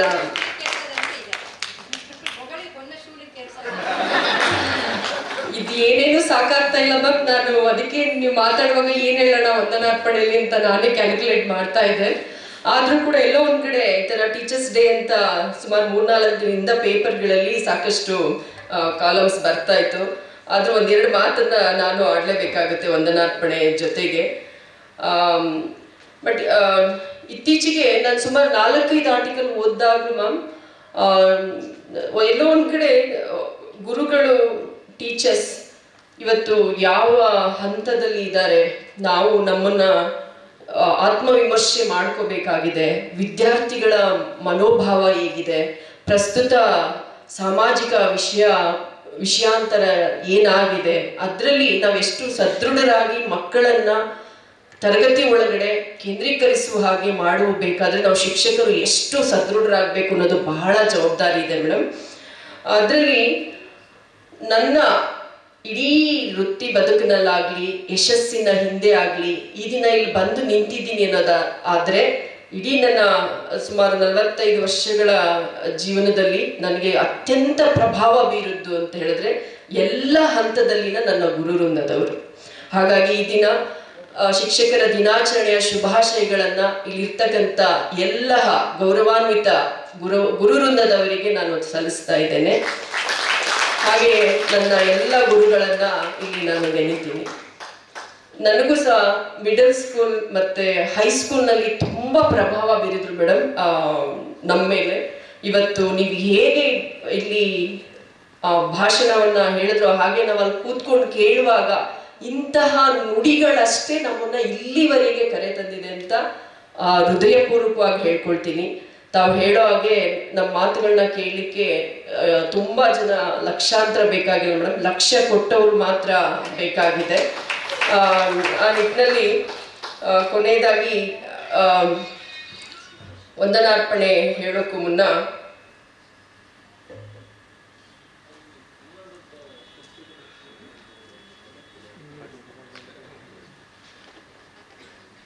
ಮೇಡಮ್ ಎಲ್ಲ ಹೇಳ್ಬಿಟ್ಟಿದ್ದಾರೆ, ಏನು ಹುಡುಕಿದ್ರು ಅಲ್ಲಿ ಹೇಳೋಕೆ ಆಗ್ತಾ ಇಲ್ಲ. ಬಟ್ ಎಲ್ಲ ಆರ್ಟಿಕಲ್ ಓದುವಾಗ ಮ್ಯಾಮ್ ಕನ್ಕ್ಲೂಷನ್ ಅಲ್ಲಿ ಏನು ಓದಿದೆ ಅಂತ ಹೇಳಿದ್ರೆ ಸುಮಾರು 12ನೇ ಶತಮಾನದಲ್ಲೇನೆ ಗುರು ಹೇಗಿರಬೇಕು ಅನ್ನೋದನ್ನ ಹೇಳ್ತಾ ಇದ್ರು. ಅದರಲ್ಲಿ ಅಂಬಿಗರ ಚೌಡಯ್ಯ ಅರಿಯದ ಗುರು ಅರಿಯದ ಶಿಷ್ಯನಿಗೆ ಅನುಗ್ರಹವ ಮಾಡಿದಳೇನಪ್ಪುದೆಲವೋ ತೊರೆಯಲದ್ದಿದವನ್ ಈಸಲರಿಯದವ ಬದುಕಿಸಿದ ತೆರನಂತಾದ ಅಂಬಿಗರ ಚೌಡಯ್ಯ ಎಂದು 12ನೇ ಶತಮಾನದಲ್ಲೇನೆ ಗುರು ಅರಿವನ್ನ ಹೊಂದಿರಬೇಕು. A teacher is always A student ಎನ್ನುವಂತೆ ಶಿಕ್ಷಕರಾದವರು ಪ್ರತಿದಿನ ವಿದ್ಯಾರ್ಥಿಯಂತೆ ಹವ್ಯಾಸಿ ಓದುಗಾರರಾಗಿ ಜ್ಞಾನಾರ್ಜನೆಗೈದು ಆಳವಾದ ಪಾಂಡಿತ್ಯವನ್ನು ಹೊಂದಿ ಪೂರ್ವಯೋಜಿತರಾಗಿ ವೃತ್ತಿ ನೈಪುಣ್ಯತೆಯಿಂದ ವಿದ್ಯಾರ್ಥಿ ಸ್ನೇಹಿಯಾಗಿ ನೂತನ ಕಲಿಕಾ ವಿಧಾನಗಳನ್ನು ಅನುಸರಿಸಿ ತರಗತಿಯಲ್ಲಿ ಆಸಕ್ತಿದಾಯಕವಾಗಿ ಸ್ಫೂರ್ತಿದಾಯಕವಾಗಿ ಬೋಧನೆ ಮಾಡಬೇಕು. ಅಲ್ಲದೆ ವೃತ್ತಿ ದಕ್ಷತೆ, ಶಿಸ್ತು, ಸಮಯ ಪಾಲನೆ, ಸರಳತೆ, ಸನ್ನಡತೆ, ಸದಾಚಾರ ಸಂಪನ್ನರಾಗಿರಬೇಕು. ಇದ್ರ ಜೊತೆಗೆ ಮ್ಯಾಮ್ ಇದನ್ನ ಯಾಕೆ ಸುಮಾರು ಎಲ್ಲದರ ಕನ್ಕ್ಲೂಷನ್ ಅಲ್ಲಿ ಬರ್ತಾ ಇದೆ ಇವತ್ತು ಶಿಕ್ಷಕ ವೃಂದದವರಿಗೆ ಅನ್ನೋದು ನಾವೇ ಇದನ್ನ ವಿಮರ್ಶೆ ಮಾಡ್ಕೋಬೇಕು. ಜಾತಿ ರಾಜಕೀಯ, ಗುಂಪುಗಾರಿಕೆ, ಭ್ರಷ್ಟಾಚಾರದಿಂದ ದೂರ ಸರಿಯಬೇಕು. ಕೇವಲ ಬೆಲ್ ಅಂಡ್ ಬಿಲ್ ಪಾಲಿಸಿಗೆ ಸೀಮಿತವಾಗದೆ ಸೃಜನಶೀಲತೆಯಿಂದ ನೂತನ ಕಲಿಕಾ ವಿಧಾನಗಳನ್ನು ತರಗತಿಯಲ್ಲಿ ಬಳಸಿಕೊಳ್ಳಬೇಕು. ಕನ್ನಡ ಛಂದಸ್ಸಿನಲ್ಲಿ ಲಘು ಗುರು ಎನ್ನುವ 2 ಅಂಶಗಳಿವೆ. ಅದರಲ್ಲಿ ಶಿಕ್ಷಕ ವೃತ್ತಿಗೆ ಅನ್ವಯಿಸುವುದಾದರೆ ಶಿಕ್ಷಕರು ಯಾವಾಗಲೂ ಗುರುವಾಗಿರಬೇಕು, ಲಘುವಾಗಬಾರದು. ತನ್ನರಿವೇ ತನಗೆ ಗುರು ಎನ್ನುವಂತೆ ಶ್ರೇಷ್ಠ ಗುರುಗಳಾಗುವತ್ತ ನಾವೆಲ್ಲರೂ ಸಾಗೋಣ. ಈ ಸಮಾಜ ನಮ್ಮ ಮೇಲಿಟ್ಟಿರುವ ಗೌರವ ಘನತೆಯನ್ನು ಉಳಿಸಿಕೊಳ್ಳಲು ನಾವೆಲ್ಲರೂ ಕಂಕಣಬದ್ಧರಾಗೋಣ ಅಂತ ಹೇಳ್ತಾ ವಿಜಯಲಕ್ಷ್ಮಿ ಮ್ಯಾಮ್ ತಮಗೆ ಇಡೀ ಕಾರ್ಯಕ್ರಮದ ನಮ್ಮ ಎಲ್ಲ ಮೈಸೂರು ವಿಶ್ವವಿದ್ಯಾನಿಲಯದ ಶಿಕ್ಷಕ ವೃಂದದವರಿಂದ ಮತ್ತೆ ಎಲ್ಲ ನೌಕರ ಸಿಬ್ಬಂದಿ ವರ್ಗದವರಿಂದ ಇಡೀ ಮೈಸೂರು ವಿಶ್ವವಿದ್ಯಾಲಯದ ಪರವಾಗಿ ಹಾಗೂ ನನ್ನ ವೈಯಕ್ತಿಕವಾಗಿ ಹೃತ್ಪೂರ್ವಕವಾದ ಧನ್ಯವಾದಗಳನ್ನು ತಿಳಿಸ್ತೀನಿ. ಹಾಗೆಯೇ ನಮ್ಮ ಎಲ್ಲ ಕಾರ್ಯಕ್ರಮಗಳಿಗೆ ಯಾವಾಗಲೂ ಬೆನ್ನೆಲುಬಾಗಿ ಅರ್ಥಪೂರ್ಣವಾಗಿ ಮಾಡುವಂತೆ ಸಹಕಾರವನ್ನ ನೀಡುತ್ತಾ ನಮ್ಮೆಲ್ಲರಿಗೂ ಮಾರ್ಗದರ್ಶಕರಾಗಿರ್ತಕ್ಕಂಥ ಗೌರವಾನ್ವಿತ ಕುಲಪತಿಯವರಿಗೆ ನನ್ನ ಧನ್ಯವಾದಗಳನ್ನು ತಿಳಿಸ್ತೇನೆ. ಕಾರ್ಯಕ್ರಮದಲ್ಲಿ ಹಾಜರಿರುವ ಗೌರವಾನ್ವಿತ ಎಲ್ಲ ಸಿಂಡಿಕೇಟ್ ಸದಸ್ಯರು, ನಾಮನಿರ್ದೇಶಿತ ಸಿಂಡಿಕೇಟ್ ಸದಸ್ಯರು ಹಾಗೂ ವಿಭಾಗದ ನಿರ್ದೇಶಕರುಗಳು, ಡೀನರುಗಳು, ವಿಭಾಗದ ಮುಖ್ಯಸ್ಥರು, ಎಲ್ಲ ಪ್ರಾಧ್ಯಾಪಕರು ಹಾಗೂ ವಿದ್ಯಾರ್ಥಿಗಳು, ಎಲ್ಲ ಅಧಿಕಾರಿ ಸಿಬ್ಬಂದಿಗಳಿಗೂ ಸಹ ಹೃತ್ಪೂರ್ವಕವಾದ ಧನ್ಯವಾದಗಳನ್ನು ತಿಳಿಸ್ತೇನೆ. ಹಾಗೂ ಪತ್ರಿಕಾ ಮಾಧ್ಯಮದವರಿಗೂ ಕಾರ್ಯಕ್ರಮದ ಆಯೋಜಕರಿಗೂ ಸಹ ಧನ್ಯವಾದಗಳನ್ನು ತಿಳಿಸ್ತೇನೆ.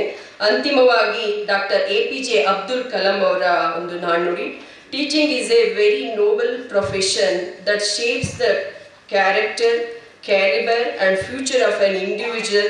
If the people remember me as a good teacher, that will be the biggest honor for me. ಅನ್ನೋದು ನಮ್ಮೆಲ್ಲರಿಗೂ ಸಹ ಅರಿವಾಗುವಂಥದ್ದು. ಮತ್ತೊಮ್ಮೆ ಶಿಕ್ಷಕರ ದಿನಾಚರಣೆಯನ್ನು ಶುಭಾಶಯಗಳನ್ನು ಕೋರ್ತಾ ಧನ್ಯವಾದಗಳನ್ನು ತಿಳಿಸ್ತೇನೆ. Thank you. ತಮಗೂ ವಂದನೆಗಳು. ಈಗ ರಾಷ್ಟ್ರಗೀತೆಯೊಂದಿಗೆ ಕಾರ್ಯಕ್ರಮವನ್ನು ಪರಿಸಮಾಪ್ತಿಗೊಳಿಸ್ತಾ ಇದ್ದೀವಿ.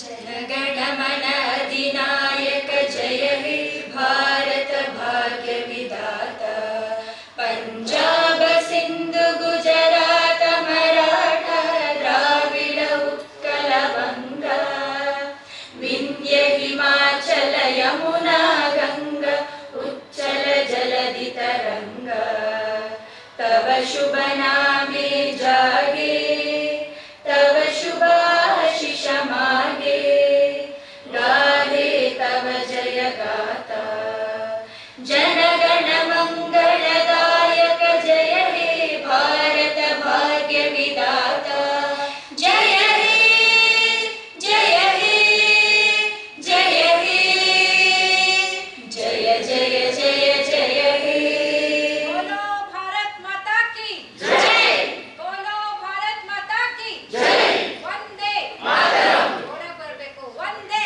ಮಾತರಂ ವಂದೇ ಮಾತರಂ